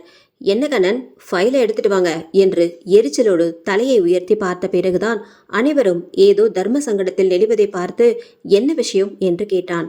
இதுவரை அந்த கரிய உருவத்தை பற்றி எந்த விவரங்களும் அந்த போலீஸ் நிலையத்தில் சேகரிக்கப்படவில்லை என்பதில் கோபத்துடன் கூடிய ஆச்சரியமடைந்தான் அகிலன். என்ன கண்ணன், இவ்வளோ பெரிய விஷயம் இந்த ஊர்ல நடக்குது, ஆனா அதை பத்தின ரெக்கார்ட் ஒன்று கூட இந்த ஸ்டேஷன்ல இல்லையே, என்னதான் எல்லாரும் பண்றீங்க என்று கோபமாகவே கேட்டான் அகிலன். ஸ்டேஷனில் எல்லோரும் நடுங்கி கொண்டு நிற்க கண்ணன் தான் முதலில் வாய் திறந்தான். சார், அது இது ரொம்பவும் சிக்கலான கேஸ் சார். இதை பற்றி யார் விசாரித்தாலும் அவர்களின் வீட்டில் பயங்கர அமானுஷ்யங்கள் நடக்கிறது. அது மட்டும் இல்லாமல் அவர்கள் சேகரிக்கும் எல்லா தகவல்களும் மர்மமான முறையில் காணாமல் போய்விடுகிறது. அதனாலேயே இதை பற்றி விசாரிக்க இங்கே எல்லோருக்குமே ஒருவித பயம்தான் சார் என்று கண்களில் மிரட்சியுடன் சொல்லி முடித்தான் கண்ணன். இவர்கள் சொன்னதை எல்லாம் கேட்டுக்கொண்டிருந்த அகிலனின் மனமோ இதை இப்படியே விட்டுவிடக்கூடாது, எப்படியும் இதை பற்றிய உண்மைகளை வெளிக்கொண்டு வந்தே ஆக வேண்டும் என்று உறுதி கொண்டது. சரி கண்ணன், என்னோடு வாங்க என்று அழைத்து கொண்டு அகிலனின் புல்லட்டில் இருவரும் ஊருக்குள் சென்றனர். அவர்கள் முதலில் சென்ற இடம் அந்த ஊர் பேருந்து நிலையம். அங்குதானே முதல் நாள் யாரோ ஒருவன் எதையோ பார்த்து அலறிக்கொண்டு ஓடினான். அது என்ன ஏதென்று விசாரிக்க வேண்டுமே. அங்கு முதல் நாள் பார்த்ததற்கு ஒரு சில கடைகள் இருந்தன. முதலில் அங்கு சுற்றுமுற்றும் தேடி பார்த்தான். ஆனாலும் எதுவும் கிடைக்கவில்லை. பின்னர் அங்கிருந்த கடைகளில் உள்ளவர்களிடம் விசாரித்தான். யார் அந்த பைத்தியக்காரனா? இவன் இங்கேதான் சார் சுத்திட்டு இருப்பான், காலையில இருந்து ஆளை காணோம் என்றார் ஒருவர். ஏதோ பிரச்சனை என்பது உணர்ந்து சுற்றிலும் காவல் ஆட்களை விட்டு தேட சொன்னான். பேருந்து நிலையத்தில் இருந்து 1/2 கிலோமீட்டர் தொலைவில் இருந்த ஒரு குழிக்குள் கொடூரமாக கொலை செய்யப்பட்டு கிடந்தான். முதல் நாள் கண்முன்னே ஒரு உயிர் பறிபோகும் போது தான் மட்டும் தன் உயிரை காப்பாற்றிக் கொண்டு ஓடியதை நினைத்து மனதுக்குள் குமுறினான் அகிலன். நடப்பவையாவும் சாதாரண போல மற்ற வேலைகளை கவனிக்க ஆரம்பித்தான் கண்ணன். நேற்று இவன் என்னுடன் தான் பேசிக்கிட்டு இருந்தான். நம்ம கொஞ்சம் முயற்சி பண்ணியிருந்தா இவன் உயிரை காப்பாத்தி இருக்கலாம். எதற்காக அவ்வளவு அவசரப்படுத்துறீங்க கண்ணன் என்று கோபமாக கேட்டான் அகிலன். சார், நாம மட்டும் நேற்று கிளம்பாம இருந்திருந்தோம்னா இந்த நேரம் இந்த குழிக்குள்ள நம்ம 3 பேரோட பிணம் இங்கே இருந்திருக்கும் என்று கூறிவிட்டு பிணத்தை அப்புறப்படுத்தி போஸ்ட்மார்ட்டத்திற்கு அனுப்பிவிட்டு அடுத்த வேலை என்பதை போல அகிலனை பார்த்தான். தடயங்கள் ஏதும் கிடைக்கிறதா என்று பாருங்கள் என்று சொல்லிவிட்டு அவனும் அங்கேயே ஏதாவது கிடைக்கிறதா என்று பார்த்து கொண்டிருந்தான். சல்லடை போட்டு அலசிய பின்னும் கூட அந்த இடத்தில் தடயம் எதுவும் கிடைக்கவில்லை. ஊருக்குள் சென்று விசாரித்தாலோ எவருக்குமே அந்த உருவத்தை பற்றி பேச தைரியமும் இல்லை. என்ன செய்வது என்று எதுவுமே புரியாமல் ஸ்தம்பித்து போய் அமர்ந்து விட்டான். நடந்த கொலையை பற்றிய ரிப்போர்ட் எழுதி கையெழுத்து இட்டுவிட்டு யோசனையாக அமர்ந்திருந்த அகிலனிடம் கண்ணன் வந்து, சார், உங்களுக்கு தெரியாதது ஒன்றும் இல்லை. இருட்டுறதுக்குள்ள ஸ்டேஷனை பூட்டிட்டு வீட்டுக்கு போயிடணும். மணி 5 ஆயிடுச்சு, வாங்க சார் போகலாம் என்று தனிவாக கேட்டான். வீட்டுக்கு அஞ்சலிக்கு துணையாக வேலையாட்கள் வரும் வரை அவளை தனியே விட முடியாது என்று புரிந்து ஸ்டேஷனை மூடிவிட்டு அனைவரும் சென்றனர். கண்ணனும் அகிலனும் அவர்களின் வண்டியில் வீட்டுக்கு திரும்பிக் கொண்டிருந்தனர். வேகமாக வண்டியை ஓட்டி கொண்டிருந்தாலும் என்ன ஏதென்று தெரியாத ஒரு உருவத்திற்கு பயந்து இப்படி ஓடிக்கொண்டிருக்கிறோமே என்று மனதுக்குள் தன்னைத்தானே கடிந்து கொண்டே வந்தான் அகிலன். எதுவாக இருந்த போதும் எதிர்கொள்ள போகும் எதிரி மிகவும் கொடூரமான கொலைகாரர் என்பது உறுதி எனும் பட்சத்தில் உதவிக்கு ஆள் இல்லாமல் அஞ்சலியை தனித்து விடுவது நல்லதில்லை என்று மனம் இடித்துரைக்க, நாளை எப்படியும் வீட்டு வேலைக்கு ஆள் வந்து விடுவார்கள், ஒரு நாள் தானே, நாளை என்ன ஏதென்று முழுதும் ஆராய்ந்து பார்த்துவிட வேண்டும் என்று அவன் முடிவு செய்யும் போது அகிலனின் வீடு வந்திருந்தது. கண்ணன் தன்னுடைய வண்டியை அகிலனின் வீட்டிலேயே விட்டுவிட்டு சென்றிருந்தான். உள்ளே வா கண்ணா என்று அழைத்தான் அகிலன். இல்லை சார், சீக்கிரம் வீட்டுக்கு போகணும், நான் வரேன் சார் என்று சொல்லிவிட்டு தன் வண்டியை எடுத்துக்கொண்டு கிளம்பினான் கண்ணன். கண்ணன் செல்வதையே பார்த்து கொண்டு நின்றவன் ஒரு பெருமூச்சுடன் வீட்டில் உள்ளே சென்றான். அதற்குள் கணவனின் வண்டி சத்தம் கேட்டு வாசலுக்கு வந்திருந்த தன் மனைவியை பார்த்த அகிலன் முகத்தில் புன்னகை அரும்பியது. இன்று இவளிடம் எப்படியும் உறுதியாக பேசிவிட வேண்டும். திருமணம் ஆன நாளிலிருந்து அவனுக்குள் உண்டான குழப்பங்கள் எல்லாவற்றையும் சொல்லி இவளிடம் மன்னிப்பு கேட்டாக வேண்டும் என்று மனதுக்குள் உறுதி கொண்டான். நினைப்பதெல்லாம் நடந்துவிட்டால் தெய்வத்திற்கு என்ன மதிப்பு? உள்ளே நுழைந்த கணவனை கண்டு புன்னகையுடன் அவள் கைகளில் கலட்டிய தொப்பியை வாங்கியவள், போய் முகம் கழுவிட்டு வாங்க, காஃபி எடுத்துட்டு வரேன் என்று கூறி உள்ளே நுழைந்தாள். மனைவியின் கைவண்ணத்தில் வீடே அழகாய் மாறியிருந்தது. காலையில் அவசர அவசரமாக வந்த பொருட்களை அதன் இடத்திலேயே அப்படியே வைத்துவிட்டு சென்றிருந்தான் அகிலன். அவை யாவும் அழகாய் அடுக்கிவிட்டே வீடையே அழகுபடுத்திய மனைவியை பெருமையுடன் பார்த்துவிட்டு குளியலறைக்குள் நுழைந்தான். அலுப்பு தீர நன்றாக குளித்துவிட்டு உடை மாற்றி வந்த கணவனுக்கு சூடான முந்திரி பக்கோடா ஒரு தட்டில் எடுத்து வைத்துவிட்டு அவன் சாப்பிடுவதை ரசித்து கொண்டிருந்தாள். நீ சாப்பிடவில்லை அஞ்சலி என்று கேட்டவன் அவன் தட்டில் இருந்த ஒரு பக்கோடாவை எடுத்து அவளுக்கு ஊட்ட வெட்கத்துடன் அவளும் சாப்பிட்டாள். இதுதான் சரியான சமயம் என மனதுக்குள் நினைத்தவன் அஞ்சலியை பார்த்து, நீ என்கிட்ட எதுவும் கேட்கணுமா அஞ்சலி என்று கேட்டான். கேள்வியாய் கணவனை பார்த்தவளை கண்டு ஒரு புன்னகை புரிந்தவன், கல்யாணம் ஆன நாள்ல இருந்து நான் எதுக்காக உன்கிட்ட தூரமாகவே இருந்தேன்னு உனக்கு தெரிய வேண்டாம் அஞ்சலி என்று தெளிவாகவே கேட்டான் அகிலன். நீங்களே சொல்வீங்கன்னு நினைச்சேன் என்று தரையை பார்த்து கொண்டே சொன்னாள் அஞ்சலி. மனைவியின் தோற்றம் மனதை உருக்க தொண்டையை கனைத்து கொண்டு, இதை எப்படி உன்கிட்ட சொல்றதுனே தெரியல அஞ்சலி, ஆனா சொல்லித்தான் ஆகணும் என்று பீடிகையுடன் ஆரம்பிக்கும் போதே சொன்னான். அஞ்சலியின் பேதை மனம், சென்னையில் வேறு காதல், விருப்பமில்லாத திருமணம் என எல்லா விஷயங்களையும் நினைத்து சங்கடப்பட ஆரம்பித்தது. நான் சென்னையில் இருக்கும்போது என்று அகிலன் சொல்லிக் கொண்டிருக்கும் போதே திடீரென வேகமாக வீசிய காற்றில் தோட்டத்தில் நின்றிருந்த மரங்கள் எல்லாம் மிகவும் வேகமாக அங்குமிங்கும் அசைந்து பயங்கரமாக ஆடியது. வீசிய காற்றில் புழுதி பறக்க இவர்களால் எதையுமே தெளிவாக காண முடியவில்லை. அஞ்சலி, வா உள்ள போயிடலாம், காத்து பலமா அடிக்குது என்று சொல்லிக்கொண்டே அஞ்சலியின் கையை பிடித்தவன் கைகளில் பிசு பிசுவென்று ஏதோ ஒட்ட கண்களை சுருக்கி கொண்டு மனைவியை பார்த்தவன் திடுக்கிட்டு போய் கைகளை எடுத்தான். அங்கே அஞ்சலிக்கு பதில் அந்த கரிய புருவம் நின்றிருந்தது. என்ன இது, இவ்வளோ நேரம் இங்க அஞ்சலி தானே அமர்ந்திருந்தால், இப்பொழுது இந்த கரிய உருவம் இங்க எப்படி வந்துச்சு? திகைத்து நின்ற அகிலன், யார் நீ என்று கேட்டான். கண்களை மூடி நின்ற அந்த கரிய உருவம் எதுவும் பேசாமல் தன்னுடைய கோர பற்களை காட்டி சிரித்தது. யார் நீ? யாரு? என் மனைவி எங்க என்று சத்தமாக கேட்க இன்னும் சத்தமாக சிரித்தது அந்த உருவம். என்னடா, உன் மனைவியா? அப்போ நான் யாரு என்று கர்ண கொடூரமாக கேட்டது அந்த உருவம். என்ன என்று அதிர்ந்து விழித்தவன், இல்ல, இது நிஜம் இல்ல, இது என்னோட கற்பனை தான், இது நிச்சயமா என்னோட கற்பனை தான் என்று மனதுக்குள் திரும்ப திரும்ப கூறிக்கொண்டே இருந்த அகிலன், என்னங்க என்னங்க என்று கைகளை உலுக்கி விட்டு கொண்டே அஞ்சலியின் குரல் வெகு தூரத்தில் ஒலிப்பது கேட்க மெல்ல கண்களை விழித்து நோக்கியவன் கண்முன்னே அஞ்சலி நின்று கொண்டு அவனைத்தான் கூப்பிட்டு கொண்டிருந்தாள். என்ன என்று சுற்றுமுற்று பார்த்தான் அகிலன். என்னங்க, காத்து பலமா அடிக்குது, உள்ள வாங்க என்று அவனின் கைகளை பிடித்து இழுத்து கொண்டே உள்ளே சென்றாள் அஞ்சலி. மந்திரத்துக்கு கட்டுண்டவன் போல உள்ளே போனான். எதுவும் பேசாமல் தன் அறைக்குள் நுழைந்து கொண்டான். நன்றாக பேசி சிரித்து கொண்டிருந்த தன் கணவன் திடீரென்று பழைய மாதிரி கூட்டுக்குள் அடங்கி போனதில் அஞ்சலிக்கு மீண்டும் கண்ணீரில் கரையத் தொடங்கினாள். இது நிச்சயமாக முன்னாள் காதலின் விளைவுதான். அவன் நம்மை காதலிக்கவில்லை, விருப்பமே இல்லாமல் தான் நம்மை மணந்திருக்கிறான். அதை சொல்லத்தான் முயற்சிக்கிறான். அதற்குள் முன்னாள் காதலியின் நினைவில் மீண்டும் தன் கூட்டுக்குள் ஒளிந்து கொண்டான் என்ற முடிவுக்கு வந்த அஞ்சலி அவளும் ஒரு அறையில் நுழைந்து அழுது அழுதே உறங்கியும் போனாள்.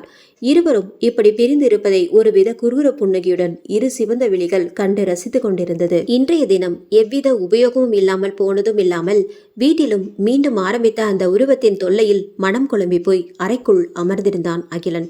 தனக்கு மட்டும் எதற்காக இந்த மாதிரி மாயத் தோற்றங்கள் வருகிறது? இது மாயத் தோற்றம் தானா, இல்லை உண்மையிலேயே நடக்கிறதா என்று எதுவும் புரியாமல் குழம்பிக் கொண்டிருந்தான். இதுவரை நடந்த கொலைகளை பார்த்தால் அந்த உருவத்தை கண்டவர்கள் எவரும் இதுவரை உயிர் பிழைத்தது இல்லை. அப்படி இருக்க இந்த கேஸை எடுத்துக்கொண்ட நாள் முதல் என் முன்னால் அவ்வப்போது தோன்றி என்னை மிரட்டி பார்க்கும் இந்த உருவத்தின் திட்டம் என்ன? இப்படி எண்ணிலடங்காத கேள்விகள் அகிலனின் மனதில் எழுந்தாலும் அதற்கான விடைதான் கிடைத்த பாடில்லை. எதுவாக இருந்தபோதும் இனி அந்த உருவத்தை கண்டு பயப்படவே கூடாது என மனதோடு உறுதி கொண்டான். யோசித்து கொண்டே இருந்தவன் அப்பொழுதுதான் அறைக்குள் இன்னமும் அஞ்சலி வராததைக் கண்டு அதிர்ந்து போனான். சட்டென்று கதவை திறந்து கொண்டு வெளியில் ஓடியவன் அஞ்சலி அஞ்சலி என்று கத்திக்கொண்டே வீடு முழுவதும் தேடி அலைந்து கீழே இருக்கும் இன்னொரு அறையில் தன் மனைவி படுத்திருப்பதை கண்டான். நிம்மதி பெருமூச்சு விட்டவுடன் உள்ளே சென்று உறங்கும் மனைவியை சற்று நேரம் பார்த்து கொண்டு நின்றவன் அவளின் கண்ணீர் கரையோடிய கன்னத்தை மெதுவாய் வருடிவிட்டு அவளின் நெற்றியில் இதழ் பதித்து அவளின் அருகிலேயே படுத்துக்கொண்டான். மறுநாள் காலை வெகு அழகாக விடிந்தது. அருகில் உறங்கும் கணவனின் முகத்தில் விழித்த அஞ்சலி இவன் எப்போது வந்து அருகில் படுத்தான் என்று குழம்பி போனாள். தன்னை தேடி தன் அருகில் படுத்து உறங்கிய கணவனின் செய்கையில் உள்ளம் குளிர்ந்த மகிழ்வோடு குளியல் அறைக்குள் நுழைந்து கொண்டாள். கடகடவென குளித்து முடித்துவிட்டு பூஜை அறையில் பூஜை செய்து வீடெங்கும் சாம்பிராணி புகை மணக்க மணக்க அடுப்படியில் காலை உணவை தயார் செய்ய ஆரம்பித்து விட்டாள். மெல்ல கண் விழித்து வீடெங்கும் நிரம்பியிருந்த தெய்வீக கலையை கண்டு மனமயங்கி மனைவியை தேடி சென்றான் அகிலன். அடுப்படியில் சுட சுட காஃபியை தயார் செய்து காஃபியை ஊற்றியவள் அடுப்படியில் நிழலாட அங்கே நின்றிருந்த தன் கணவரை கண்டு ஒரு புன்முறுவலுடன் குட் மார்னிங், எழுந்துட்டீங்களா? நானே காஃபியுடன் வரலாம் என்று இருந்தேன் என்று கப்பை அவன் முன் நீட்டினாள். பதிலுக்கு புன்னகையுடன் குட் மார்னிங் சொல்லிவிட்டு காஃபி கப்பை வாங்கி கொண்டு குளித்துவிட்டு நுழைந்து தயாராகி வந்தான்.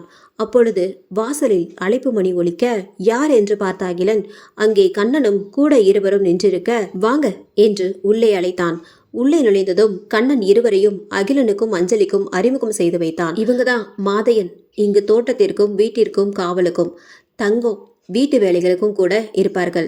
இருவரும் கணவன் மனைவிதான். அதனால் இங்கு தங்குவதில் இவர்களுக்கு எவ்வித தயக்கமும் இல்லை என்று கூறினான். இருவரிடமும் பொதுப்படையாக சில கேள்விகளை கேட்டு அறிந்து கொண்டவன் தங்கம் பெயருக்கேற்றார் போல 10.5 மாத தங்கமாய் இருந்தாள். மாதையன் கொஞ்சம் அதிகமாகவே முரடனாக தெரிந்தாலும் நம்பிக்கை கூடியவன்தான் என்று முடிவுக்கு வந்தவன் சரிதான், இனி நிம்மதியாக வேலையை பார்க்க முடியும் என்று மகிழ்ச்சி அடைந்தான். என்ன அஞ்சலி, உனக்கு சம்மதம் தானே என்று மனைவியை பார்த்து கேட்டவன் அவளின் இசைவான தலையாட்டலில் சரி, நீங்கள் போய் உங்கள் வேலைகளை பாருங்க என்று ஒப்புதல் அளித்துவிட்டு அஞ்சலியிடம் விடை பெற்று கண்ணனுடன் கிளம்பி போனான். அடுத்தது அவன் சென்ற இடம் அந்த ஊர்கோவில். அங்குதானே கந்தனும் பாண்டியும் கொடூரமாக கொலை செய்யப்பட்டு இறந்தார்கள். கோவிலுக்கு வெளியே வண்டியை நிறுத்திவிட்டு கோவிலுக்கு உள்ளே கண்ணனுடன் நுழைந்தான் அகிலன். உள்ளே பூஜை செய்து கொண்டிருந்தார் மணிசாஸ்திரி. அவர்தானே கொலை செய்யப்பட்டவர்களை முதலில் பார்த்தது. மணிசாஸ்திரி பூஜை முடிந்து திரும்பும் வரை இருவரும் ஒரு ஓரத்தில் காத்திருக்க எல்லோருக்கும் பிரசாதத்தை கொடுத்துவிட்டு இவர்களை பார்த்த மணிசாஸ்திரி ஓடி வந்தார். வேலைகளை முடித்துவிட்டு வாருங்கள் என்று சொன்ன அகிலனிடம் முடிஞ்சது சார், சொல்லுங்க என்ன விஷயம் என்று வினாவினார் மணிசாஸ்திரி. அவரின் ஒவ்வொரு அங்க அசைவுகளையும் மனதில் குறிப்பெடுத்து கொண்ட அகிலன் கொலை நடந்த அன்று நீங்கள் தானே கொலை செய்யப்பட்டவர்களை முதலில் பார்த்தது என்று கேட்டான் அகிலன். ஆமா சார், காலமுறையே பூஜை பண்ண வந்த கதவு திறந்ததும் என் கண் முன்னே அந்த இரு சடலங்களும் இருந்துச்சு சார் என்று படபடப்புடன் அன்று காலைதான் கண்ட யாவையும் விளக்கமாக சொல்ல ஆரம்பித்தார். அவர் சொல்வது அனைத்தையும் பொறுமையாய் குறித்து கொண்டவன், சரி இந்த கோயிலை நாங்க பார்க்கலாமா என்று கேட்டான். அதை கேட்டதுதான் தாமதம். மணிசாஸ்திரியின் முகம் போன போக்கில் என்ன என்று அகிலன் கேட்க, சார் அது ரொம்ப ஆபத்து சார், இந்த கோவிலுக்கு உள்ள ஓரளவுக்கு தான் போகணும், அந்த எல்லையை தாண்டிட்டா அப்புறம் பேராபத்துகள் வரும் சார் என்று கூறினார் மணிசாஸ்திரி. அதை நாங்கள் பார்த்துக்கிறோம், நீங்கள் இருங்க என்று சொல்லிவிட்டு கண்ணனை கூட்டிக் கொண்டு கோவிலுக்குள் சென்றான் அகிலன். மணிசாஸ்திரியின் எச்சரிப்புகளை மீறி அகிலனும் கண்ணனும் கோவிலை சுற்றி எதுவும் தடயம் கிடைக்குமா என்று பார்க்க சென்றனர். பின்னோட மணிசாஸ்திரியும் வந்தார். அங்குமிங்கும் பல நேர தேடலுக்கு பின் சில புதர்கள் அங்கே பராமரிப்பு இல்லாமல் கிடக்க அதன் அருகில் சென்றனர். அங்கே செல்லும் போதே மணிசாஸ்திரி அவர்களை தடுத்து, சார் அங்கெல்லாம் போகாதீங்கோ, சாமி குத்தமாயிடும் என்று பதட்டத்துடன் கூறினார். ஆனால் அவர் சொல்வது எதையும் காதில் வாங்காமல் இருவரும் முன்னேறி சென்று மேலும் ஆராயத் தொடங்க அந்த புதர்களின் அருகேயே கைகளை பிசைந்து கொண்டு நின்று கொண்டிருந்தார் ஐயர். முன்னேறி செல்ல செல்ல ஏதோ கெட்ட வாடை வேறு நாசியை துளைத்தது. இருவருக்கும் தமது கைக்குட்டையை எடுத்து மூக்கில் கட்டிக்கொண்டு முன்னேறி சென்றனர். அங்கே ஒரு மரத்தின் பின்னே காய்ந்த சருகுகள் ஒன்றாய் குமித்து வைக்கப்பட்டிருக்க என்னவென்று அருகில் கிடந்த ஒரு குச்சியை எடுத்து களைத்து பார்த்தான் அகிலன். அது ஒரு துணி மூட்டை. ஒரு கால் முட்டியை தரையில் ஊன்றி மறுகாலில் நின்று கொண்டு அந்த மூட்டையை பிரித்தான் அகிலன். அதில் உள்ளே கிடந்த பொருட்களில் சில புகைப்படங்களும் ஒரு டைரியும் நன்றாக மடிக்கப்பட்டு ஒரு பெரிய காகிதமும் இருப்பதை கண்டான் அகிலன். புகைப்படங்களை பார்க்கும்போது அதில் நவரத்னங்கள் பதிந்த நகைகளை அணிந்து கொண்டு சிலர் நின்றிருக்க, இன்னொரு புகைப்படத்தில் முதல் புகைப்படத்தில் நின்றவர்கள் வைரத்திலான அம்மன் சிலையின் அருகே நின்று கொண்டிருந்தனர்.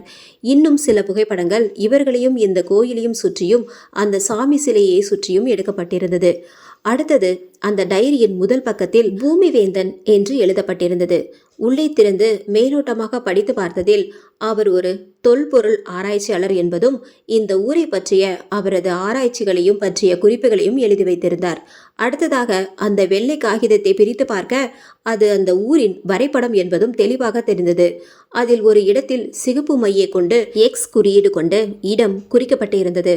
அந்த இடத்தை தேடிய போது அந்த மூட்டை கிடந்த இடத்தின் வெகு சமீபத்தில் இருக்கும் ஒரு மரத்தின் அடியில் இருந்து ஏற்கனவே குழி தோண்ட முயற்சித்தது போலவும் இருந்தது. இது வேறு ஏதோ விவகாரம் என்று புரிந்த அகிலன் அவன் படைகளை அழைத்தான்.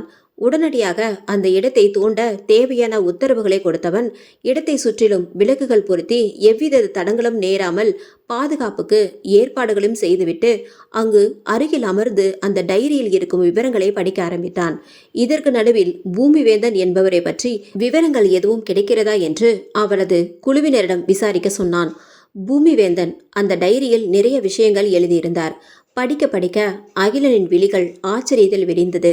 ஆனாலும் யாரோ ஒருவரின் டைரியில் இருக்கும் சில கிறுக்கல்கள் மட்டும் வைத்துக்கொண்டு இதெல்லாம் உண்மைதான் என்று எப்படி முடிவுக்கு வர முடியும் என்று குழம்பி போனான் அகிலன். அவர்கள் இடத்தை தோண்ட ஆரம்பித்து விட்டார்கள் என்று தெரிந்ததுமே ஐயர் தனியே நழுவி யாருக்கோ கைபேசியில் குசுகுசுவென்று விவரம் கூறிக்கொண்டிருந்தார்.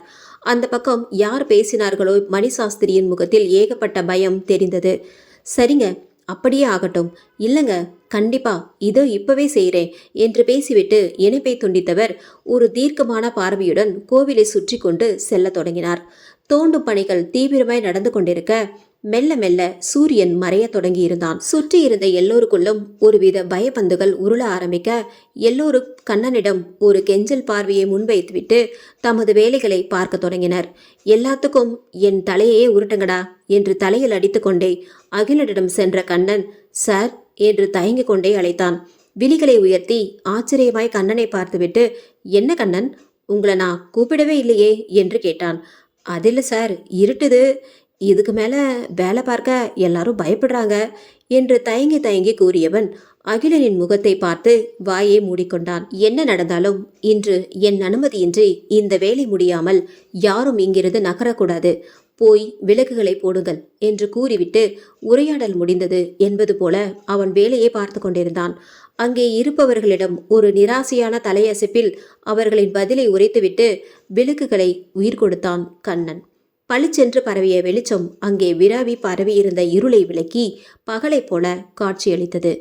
எல்லோரும் படபடத்த இதயத்துடன் வேலையை பார்த்து கொண்டிருக்க, அங்கே அந்த மரத்தின் அருகில் இருக்கும் கிணற்றின் உள்ளே இருந்து தண்ணீர் சலசலக்கும் சத்தம் எல்லோர் காதுகளிலும் விழுந்து பீதியை கிளப்பியது. திரும்பி பார்த்தவர்களின் பார்வையில் பயத்தில் அப்படியே உறைந்து போனது. பயத்தில் ஒருவர் முகத்தை ஒருவர் பார்த்து கொண்டு என்ன செய்வதென்று தெரியாமல் எல்லோருமே மெதுமெதுவாக பின்னோக்கி அடிவைத்து நகர்ந்தனர். திடீரென்று நிலவிய அமைதியில் கவனம் கலைந்த அகிலன் நிமிர்ந்து என்னவென்று பார்த்தான். ஒரு நிமிடம் இதயம் நின்று பின் வேகமாக துடிக்க ஆரம்பித்தது. அங்கே அவன் கண்ட காட்சியில் அப்படியே அவனது ரத்தம் உறைந்து போனது. அங்கே கிணற்றுக்குள் இருந்து பாதி எரிந்தும் மீதி எரியாமலும் உடலின் முக்கால் பாதி பாகங்கள் கருமை பூசிக்கொண்டும் மீதி பாகங்கள் அழுகி போய் சதைகள் அங்கும் இங்குமாக ஒழுங்கிக் கொண்டிருக்க, உள்ளிருக்கும் எலும்புகள் வெளியே தெரிய, தலைமுடி முற்றும் முழுதாய் பறந்து கொண்டும் விழிகளை மூடியபடி ஒரு உருவம் கிணற்றில் இருந்து மேலே ஏறிக்கொண்டே இருந்தது. அனைவருமே என்ன செய்வதென்று தெரியாமல் அகிலனை பார்க்க, அவன் அந்த உருவத்தையே பார்த்து கொண்டிருந்தான். பயத்துடனே எல்லோரும் பார்த்து கொண்டிருக்கும் போதே அந்த உருவம் கிணற்றின் சுவர்களில் ஒரு காலை மடித்தார் போல அமர்ந்து இன்னொரு காலை கீழே போட்டு ஒரு கையால் மடிந்திருந்த கால்களை பிடித்து கொண்டு இவர்களின் பக்கமே பார்த்து கொண்டிருந்தது. அதன் விழிகள் மூடியிருந்த போதும் அதன் முகம் இவர்களை நோக்கியபடி இருப்பதை ஒருவித பயத்தை சுற்றி இவர்களுக்கு கொடுத்தது. கண்ணன் அகிலனிடம் வந்து, சார், இதுக்கு மேலே இங்கே இருக்கிறது எல்லார் உயிருக்கும் ஆபத்து சார் என்று கொஞ்சம் பயத்துடனே சொல்லி கொண்டிருக்க, சரி கண்ணன், எல்லாரையும் அந்த வேனில் ஏற சொல்லுங்க சீக்கிரம் என்று சொல்லிவிட்டு அகிலன் அந்த உருவத்தை நோக்கி முன்னேற ஆரம்பித்தான். சார், நீங்க எங்க போறீங்க என்று பதற்றத்துடன் கேட்ட கண்ணனை தீர்க்கமாய் நோக்கி, எல்லாரையும் பத்திரமா என் வீட்டுக்கு கூட்டிட்டு செல்லுங்கள் கண்ணன், இதை இன்று நான் முடித்தே ஆக வேண்டும் என்று கூறிவிட்டு முன்னே ஓடினான். கண்ணன் அங்கிருந்த எல்லோரையும் கூட்டிக் கொண்டு வண்டியை நோக்கி ஓடிக்கொண்டிருக்கும் போதே அங்கு வெளிச்சத்தை கொடுத்து கொண்டிருந்த விளக்குகள் மொத்தமாய் அமர்ந்து போக கார் இருள் சூழ்ந்து இடமே பயங்கரமாய் காட்சியளித்தது. அப்பொழுது அனைவரின் உடலும் எரிந்துவிடும் போல உஷ்ணம் பரவ கண்ணன் அவனது மொபைல் டார்ச்சை ஆன் செய்து வழிகாட்ட பின்னால் அனைவரும் அவரவர் மொபைல் டார்ச்சை ஆன் செய்து கண்ணனின் பின்னால் ஓடினர். இங்கு அகிலன் அவர்களை விட்டு இந்த உருவத்தின் கவனத்தை திசை திருப்ப அதனை நோக்கியே ஓடிப்போனான். இருளில் திசை தெரியாமல் ஓடும் மக்களை பார்த்து தன் கோர பற்களை காட்டி சிரித்த அந்த உருவம் தன்னை நோக்கி ஓடிவரும் அகிலனை ஒரே அடியில் தூக்கி வீசியது. இதை சற்றும் எதிர்பாராத அகிலன் நிலை தடுமாறி எதிரில் இருந்த மரத்தில் மோதி அப்படியே கீழே சரிந்தவன் அப்படியே அசைவற்று கிடந்தான். ஓடிக்கொண்டிருக்கும் மக்களை துரத்தி கொண்டே ஓடியது அந்த உருவம். கண்ணன் எப்படியும் அவர்களை வீடு கொண்டு சேர்த்து விடுவான் என்பது அகிலனுக்கு நன்றாக தெரியும்.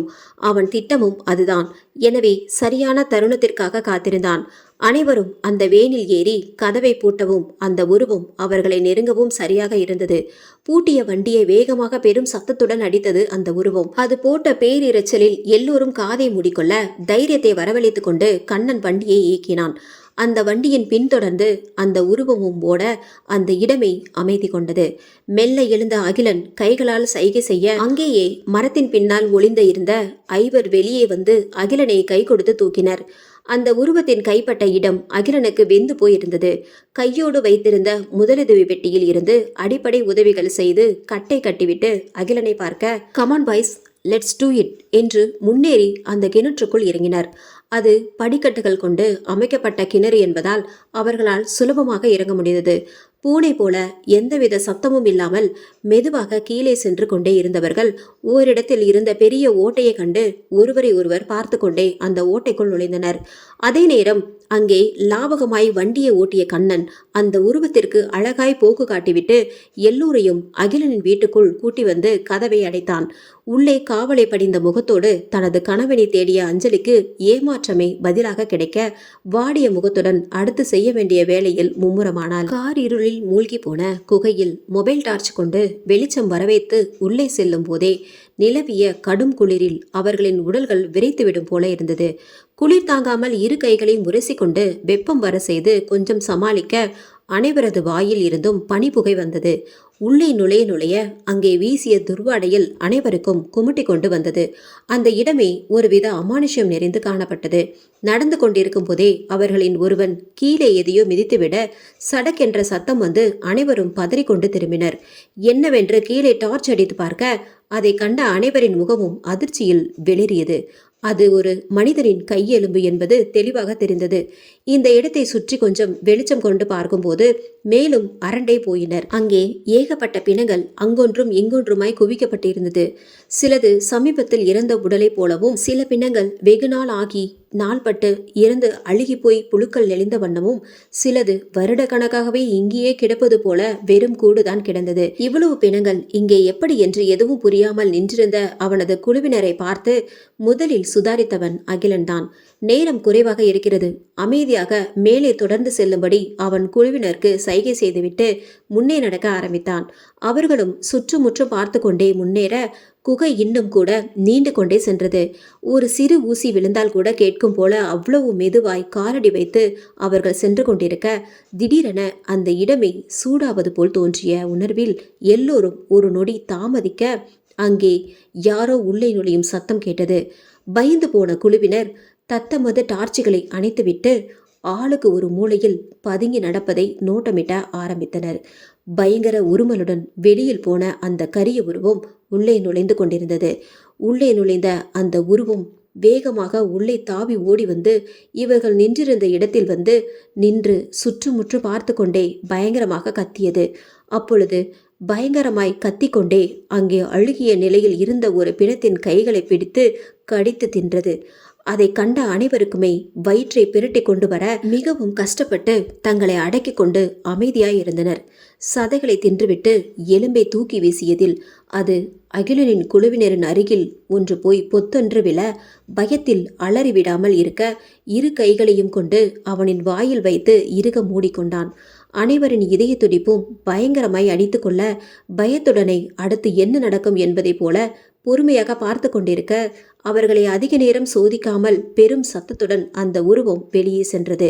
இரவு முழுவதும் இது மட்டும்தான் மீண்டும் மீண்டும் நடக்கும் என்பதை புரிந்து கொண்ட குழுவினர் அந்த உருவம் வெளியேறி விட்டது என்பதை உறுதி செய்து உள்ளே செல்ல தொடங்கினர்.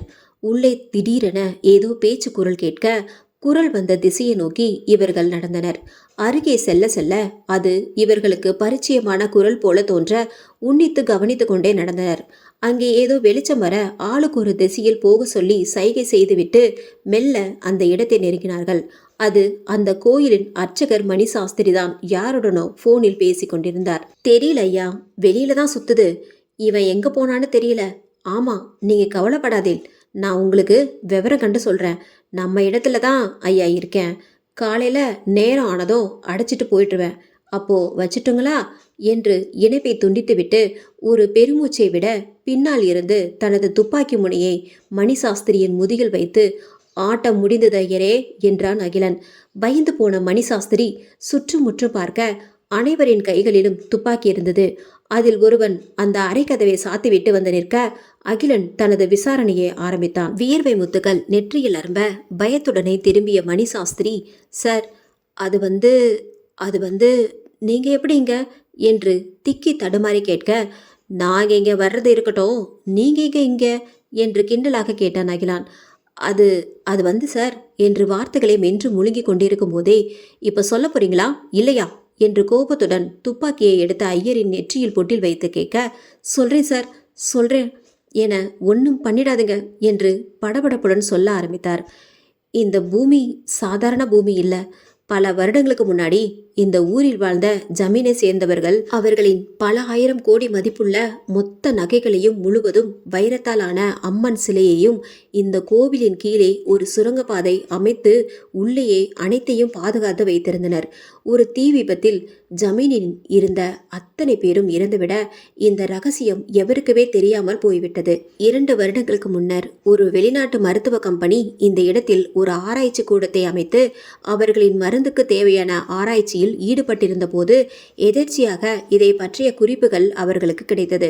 இந்த கம்பெனியின் ஒரு மறைமுக பங்குதாரர் மந்திரி அரங்கநாதன்.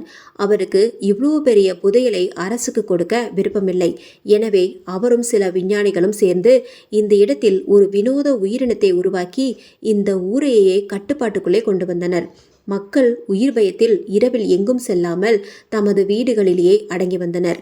எல்லாவற்றுக்கும் மேலாக உயிருக்கு பயந்து ஊரில் பாதி பேர் ஊரையே காலி செய்து கொண்டும் சென்று விட்டனர். இதனால் அந்த மருந்து கம்பெனி கூட அவர்களுக்கு அவர்கள் கம்பெனியே அமைக்க தேவையான இடமும் கிடைத்தது. நானும் ஏதோ பணத்தாசையில் அவருக்கு துணை போய்விட்டேன் சார். என்னை மன்னித்து விடுங்கள். ஊரில் எனக்கென்று ஒரு நல்ல பெயர் இருக்கிறது, அதை கெடுத்து விடாதீர்கள் என்று அகிலனின் காலிலேயே விழுந்து விட்டார் ஐயர்.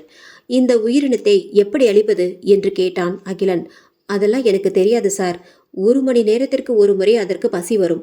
அப்பொழுது அதற்கு மக்கள் யாரும் கிடைக்கவில்லை என்றால் மீண்டும் கிணற்றுக்குள் வந்து அதற்கு தேவையான உணவை தின்றுவிட்டு மீண்டும் வெளியே ஓடிவிடும். அப்படி அது உணவை எடுக்க உள்ளே வரும்போது இங்கிருக்கும் பட்டனை அமுக்கினால் கிணற்றின் வெளியே இருக்கும் குகை மூடிக்கொள்ளும். அந்த உயிரினத்தால் வெளியே செல்ல முடியாது. அதற்கு இங்கே வரவும் வழி தெரியாது. அங்கேயே உண்டு உறங்கி அந்த கதவு திறக்கும் நேரத்திற்காக காத்திருக்கும். பிறகு நீங்கள் எப்படி வெளியே செல்வீர்கள் என்று கேட்டான் அகிலன். இந்த இடத்திற்கு வருவதற்கென்றே தனி வழி இருக்கிறது சார். அந்த வழியே நான் தான் உள்ள வந்து அதை தினமும் விடுவித்துவிட்டு மறுநாள் அடைத்து போடுவேன்.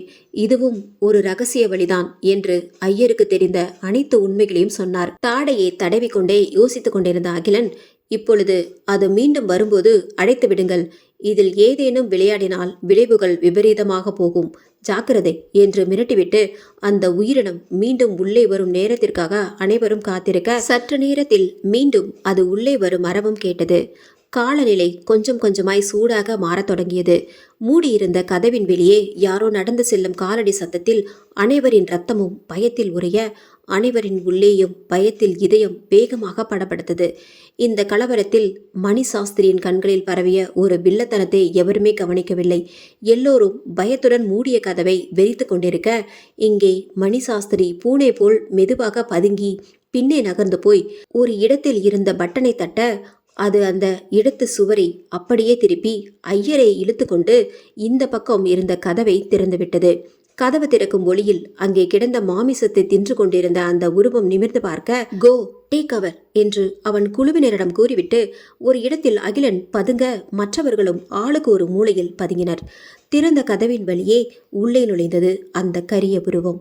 அனைவரும் பயத்தில் உறைய, அடச்ச, இவன் நம்மை நன்றாக ஏமாற்றிவிட்டானே என்று கோபத்தில் குமரி கொண்டிருந்த அகிலனின் அருகில் ஏதோ திரவம் போல சொட்டி கொண்டிருக்க, நிமிர்ந்து பார்த்தவன் நெஞ்சம் அப்படியே ஒரு நொடி நின்று பின் வேகமாக துடிக்க ஆரம்பித்தது. அங்கே அகிலனின் அருகில் அந்த உருவம் வந்து நின்று கொண்டே அதன் கையில் இருந்த மாமிசத்தை கடித்து தின்று கொண்டிருந்தது. அருகில் வந்து நிற்கும் கரிய உருவம் கொஞ்சம் குனிந்து பார்த்தாலும் அகிலனின் உயிர் அவனை விட்டு போயிருக்கும். மெல்ல அங்கும் இங்கும் பார்த்து கொண்டே அந்த உருவம் அகிலனை நெருங்கி வந்து, அப்போது வெளியில் இருந்து ஏதோ ஒரு சத்தம் கேட்கவே வேகமாக திரும்பி வெளியில் ஓடியது. இன்னமும் 1 மணி நேரம் பாக்கி இருக்கிறது. அதற்குள் நாம் இந்த கிணற்றின் கதவை மூடும் பட்டனை கண்டுபிடிக்க வேண்டும். அந்த உருவத்தை அடைத்து போட வேண்டும். அந்த ஐயரை தேட வேண்டும். சீக்கிரம் தேடுங்கள் என்று அவன் குழுவினருக்கு ஆணைகள் பிறப்பித்துவிட்டு அவனும் அந்த இடம் முழுக்க தேடத் தொடங்கினான். மொத்த குழுவினரும் பெரியதாய் எதுவும் சத்தமிடாமல் அமைதியாய் அங்கும் இங்கும் தேடிக்கொண்டிருக்க, அகிலனின் பின்னே இருந்து திடீரென யாரோ பெரியதாய் மூச்சு விடுவதை போல் ஒரு உணர்வு வர அப்படியே அசைவட்டு நின்றான் அகிலன். அப்பொழுது அவனுக்கு பின்னே இருந்து ஒரு கை வந்து அவன் தோள்களில் விழ, பதறிக்கொண்டு பின்னே திரும்பியவன் கோபத்தில், அடே உன்ன என்று கத்தியவன் 1 நிமிடம் தாமதித்து பின் கண்ணனை கட்டி கொண்டான். சார், உயிரை பணையம் வச்சு உங்களை காப்பாற்றினால் என்னையே திட்டுறீங்களே என்று போலியாய் சலித்து கொண்டாலும் குழுவில் அனைவரும் நலமாய் இருப்பதைக் கண்டு எல்லோரையும் பார்த்து புன்னகை புரித்துவிட்டு அவன் பின்னே வந்த இன்னும் சிலரும் அகிலனுடன் இணைந்து கொண்டனர். அஞ்சலி மற்ற அனைவரும் என்று கேள்வியாக நோக்கிய அகிலனை புன்னகையுடன் நோக்கி, யாவரும் நலம் என்றான் கண்ணன். வந்தவர்களுக்கு சுருக்கமாய் நடந்தவற்றை விளக்கிவிட்டு அவர்கள் செய்ய வேண்டிய வேலைகளை சொல்லிவிட்டு அவசர அவசரமாய் அனைவரும் தேடிக்கொண்டிருக்க, அப்பொழுது கண்ணன் சுவற்றில் எதையோ அமுக்க அங்கிருந்த சுவர் விலகி ஒரு பாதை உருவானது.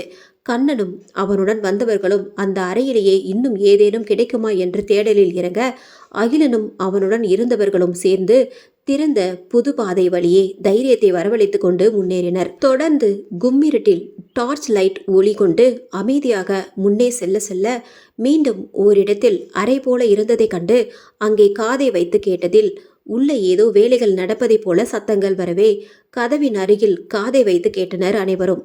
அந்த கதவின் அருகிலேயே ஒரு சிறு துவாரத்திலிருந்து வெளிச்சம் வர அங்கு சென்று அகிலன் பார்த்தான். அது அந்த அறையின் ஜன்னலின் உடைந்த பகுதி. அவன் குழுவினரையும் வந்து பார்க்க சொன்னவன் ஒரு புன்னகையுடன் கண்ணை காட்டிவிட்டு அந்த கதவில் கையை வைக்க அந்த கதவும் தானாக திறந்து கொண்டது. கைகளில் துப்பாக்கியை தயார் நிலையில் வைத்துக்கொண்டு புயலென உள்ளே நுழைந்து ஃப்ரீஸ் எவ்ரி ஒன் என்று கூற இவர்களை எதிர்பாராதது அவர்களின் பயந்த பார்வையில் தெளிவாய் தெரிய பயத்துடனே பின்னடைந்தனர். அது ஒரு ஆய்வுக்கூடம். அங்கு ஆராய்ச்சியில் ஈடுபட்டிருந்த 3 விஞ்ஞானிகளுடன் மணிசாஸ்திரியும் அங்கேதான் இருந்தார். அந்த உருவத்தின் செயல்பாடுகள் அங்கிருந்த திரையில் படமாய் ஓடிக்கொண்டிருந்தது. மீண்டும் ஒரு மூலையில் பயத்துடனே பின்னடைந்து தப்பிக்க முயன்ற மணிசாஸ்திரியை கண்ட ஒருவன் அவரை பின்னோடு சென்று அவரது தோள்களை அழுத்தி பிடித்து கொண்டு, இப்போ எங்க போறீங்க ஐயரே, முன்ன வாங்க, உங்களுக்கு எவ்வளவு மரியாதை காத்திருக்கு என்று நக்கலாக சொல்லிக்கொண்டே அவரை முன்னே கொண்டு வந்து நிறுத்த கண்களில் கோபம் தெறிக்க, எங்களே ஏமாத்திட்டு ஓடி போயிட்டேலா என்று கோபமாய் கேட்டான் அகிலன். சார் சார், என்னை விட்டுடுங்கோ, தெரியாம பண்ணிட்டேன், என்னை மன்னிச்சிடுங்கோ என்று மீண்டும் அழுக ஆரம்பிக்க அவரின் பின் மண்டையில் ஓங்கி ஒரு அடியை வைத்தான் அகிலன். மீண்டும் நாடகம் போட்டு எங்களை ஏமாற்ற போகிறாயா? ஒழுங்கா சொல்லு, அந்த உயிரினம் பற்றி நீ எங்களிடம் சொல்லாத விஷயங்கள் வேற என்னென்ன? முதல்ல அந்த உயிரினத்தை எப்படி அடக்குவது, அதை செய்யுங்கள் உடனே என்று கோபமாய் கூறிவிட்டு, நினைவிருக்கட்டும், இந்த முறை எங்களை ஏமாற்றலாம் என்று ஏதேனும் செய்ய நினைத்தால் உன்னை பின்பு நானே நினைத்தால் கூட காப்பாற்ற முடியாது என்று கடித்த பற்களடியை வார்த்தைகளை பேசினான். அங்கிருந்த விஞ்ஞானிகளுக்கு கண்ணை காட்ட அவர்களும் அவர்களின் முன்னிருந்த கணினியில் ஏதோ கட்டளைகள் பிறப்பிக்க திரையில் தெரிந்த அந்த உருவம் மீண்டும் கிணற்றை நோக்கி வந்து கொண்டிருந்தது. அதே நேரம் அந்த அறையில் எதுவும் இல்லை என்று தெளிவாய் அறிந்து கொண்டு கண்ணனும் அவன் குழுவினரும் அந்த ரகசிய பாதை வழியே இந்த ஆய்வு கூடத்திற்குள் நுழைந்தனர்.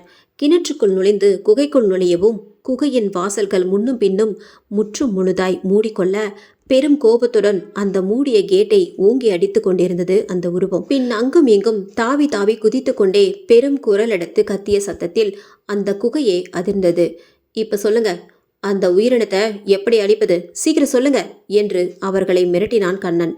அது ஒரு செயற்கை உயிரினம்தான் சார். சொல்லப்போனால் நடமாடும் இயந்திரம் அது.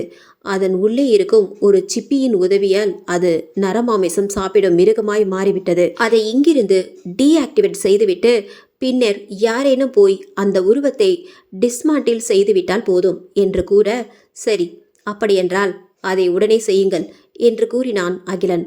அதேபோல விஞ்ஞானிகளில் ஒருவர் அதன் புரோகிராமை டீஆக்டிவேட் செய்ய அங்கிருந்த திரையில் அவ்வளவு நேரம் பெரும் ஆட்டம் போட்டு கொண்டிருந்த அந்த உருவம் அப்படியே கீழே விழுந்தது தெரிந்தது. சார், இப்போ நீங்க யாராவது போய் அதை டிஸ்மாண்டில் செய்து விடுங்கள் என்று மணிசாஸ்திரி கூற, அப்படியா, அப்போ நீயே போய் பண்ணிட்டு வா போ என்று ஒரு அதிகாரிய ஐயரை முன்னே தள்ள கண்களில் பயத்துடனே, ஐயோ நேக்கு இதெல்லாம் தெரியாது சார், என்னை விட்டுடுங்கோ என்று பயத்துடனே பின்வாங்க, அப்படியெல்லாம் விட்டுடுவோமா, போங்க சார் என்று கண்ணன் அவன் துப்பாக்கியை காட்டினான். விஞ்ஞானிகளில் ஒருவரை கை காட்டி, நீங்களும் இவரும் போய் அந்த உருவத்தை பிரித்து போட்டுவிட்டு வாருங்கள், நீங்கள் வரும் வரை உங்களை நாங்கள் கவனித்து கொண்டேதான் இருப்போம். மாறன், செந்தில், நீங்கள் இருவரும் இவர்களுடன் செல்லுங்கள், கவனம் என்றான் அகிலன். மாறனும் செந்திலும் ஒரு சல்யூட்டை வைத்துவிட்டு ஐயரையும் விஞ்ஞானியையும் முன்னே விட்டு பின்னையே துப்பாக்கியை தயாராக வைத்து கொண்டு சென்றனர். இதற்கிடையில் அகிலன் மீதமிருந்த விஞ்ஞானிகளிடம் விசாரணையை ஆரம்பித்தான். முதல் கேள்வியாக, இந்த உருவம் எனக்கு மட்டும் எங்கள் ஊரிலேயே என் கண்களுக்கு தெரிந்ததே எப்படி? உங்கள் கண்களுக்கு மட்டும் தெரியும்படி விர்ச்சுவலாக ஒரு புரோகிராம் உருவாக்க சொன்னார்கள். அந்த பயத்திலேயே நீங்கள் வேலையை விட்டு ஓடி விடுவீர்கள் என்று நினைத்தார்கள். ஓஹோ, அப்புறம் என்றான் அகிலன். மந்திரியின் உள் விவரங்களில் நீங்கள் தலையிட்டது அவருக்கு பிடிக்கவில்லை. அதனால் உங்களை மனதளவில் இந்த உருவத்திற்கு பயப்பட வைத்து அந்த பயத்திலேயே உங்களை மரணிக்க வைக்க வேண்டும் என்று அவர் விரும்பினார். ஆனால் நீங்கள் பயம் கொள்ளவில்லை. அதனால் இந்த ஊருக்கே மாற்றல் தந்து உங்களை கொல்ல திட்டமிட்டார் மந்திரி. ஆனால் இப்பொழுது அந்த திட்டமும் பாழானது மட்டுமில்லாமல் பிரச்சனையின் ஆணிவேர் வரை நீங்கள் கண்டுகொண்டீர்கள் என்று முழு உண்மையையும் அவர்கள் சொல்ல சொல்ல அனைத்தையும் வீடியோவில் பதிவு செய்து கொண்டு அவர்களின் கைகளில் விலங்கு பூட்டினான் அகிலன். மேலும் அங்கே அந்த உயிரினத்தை முழுதாக பிரித்து போட்ட பின் அதன் பாகங்களையும் அந்த இயந்திரத்தை இயக்கிக் கொண்டிருந்த சிப்பையும் கைப்பற்றி பத்திரப்படுத்திவிட்டு அங்கு நடந்த மொத்த விஷயங்களையும் வீடியோ ரெக்கார்ட் மூலம் பதிவு செய்து கொண்டு அனைவரையும் கைது செய்தனர். அந்த இடம் முழுவதும் சீல் வைக்கப்பட்டு ஆதாரங்களையும் கமிஷனரிடம் கொடுத்துவிட்டு மந்திரியை கைது செய்ய வாரண்ட் கேட்டு நின்றான் அகிலன். ஆதாரங்கள் அனைத்தும் உறுதியாய் இருக்க பல நடைமுறைகள் பின்பற்றப்பட்டு மந்திரி அரங்கநாதன் கைது செய்யப்பட்டார். உன்னை சும்மாவே விடமாட்டேன் அகிலன் என்று கோபமாய் முறைத்து கொண்டே செல்லும் மந்திரிக்கு ஒரு சல்யூட்டை வைத்துவிட்டு வெற்றி புன்னகையுடன் கைப்பற்றப்பட்ட காடு வெட்டி விடுதியின் புதையல் குவியலை அரசாங்கத்திடம் ஒப்படைத்தான் அகிலன். பிரச்சனைகள் அத்தனையும் சுமூகமாக முடித்துவிட்டு தன் ஆசை மனைவி அஞ்சலியுடன் ஆசையாக தேனிலவுக்கு சென்றான். இனி அவன் காதல் வாழ்க்கையில் எந்த ஒரு பிரச்சனையும் வராது என்று மனதார நாமும் வாழ்த்தவோம். இந்த எபிசோட் உங்களுக்கு பிடிச்சிருந்தது அப்படின்னா நம்ம சேனலை மறக்காம சப்ஸ்கிரைப் பண்ணுங்க, லைக் பண்ணுங்க, ஷேர் பண்ணுங்க. நன்றி, வணக்கம்.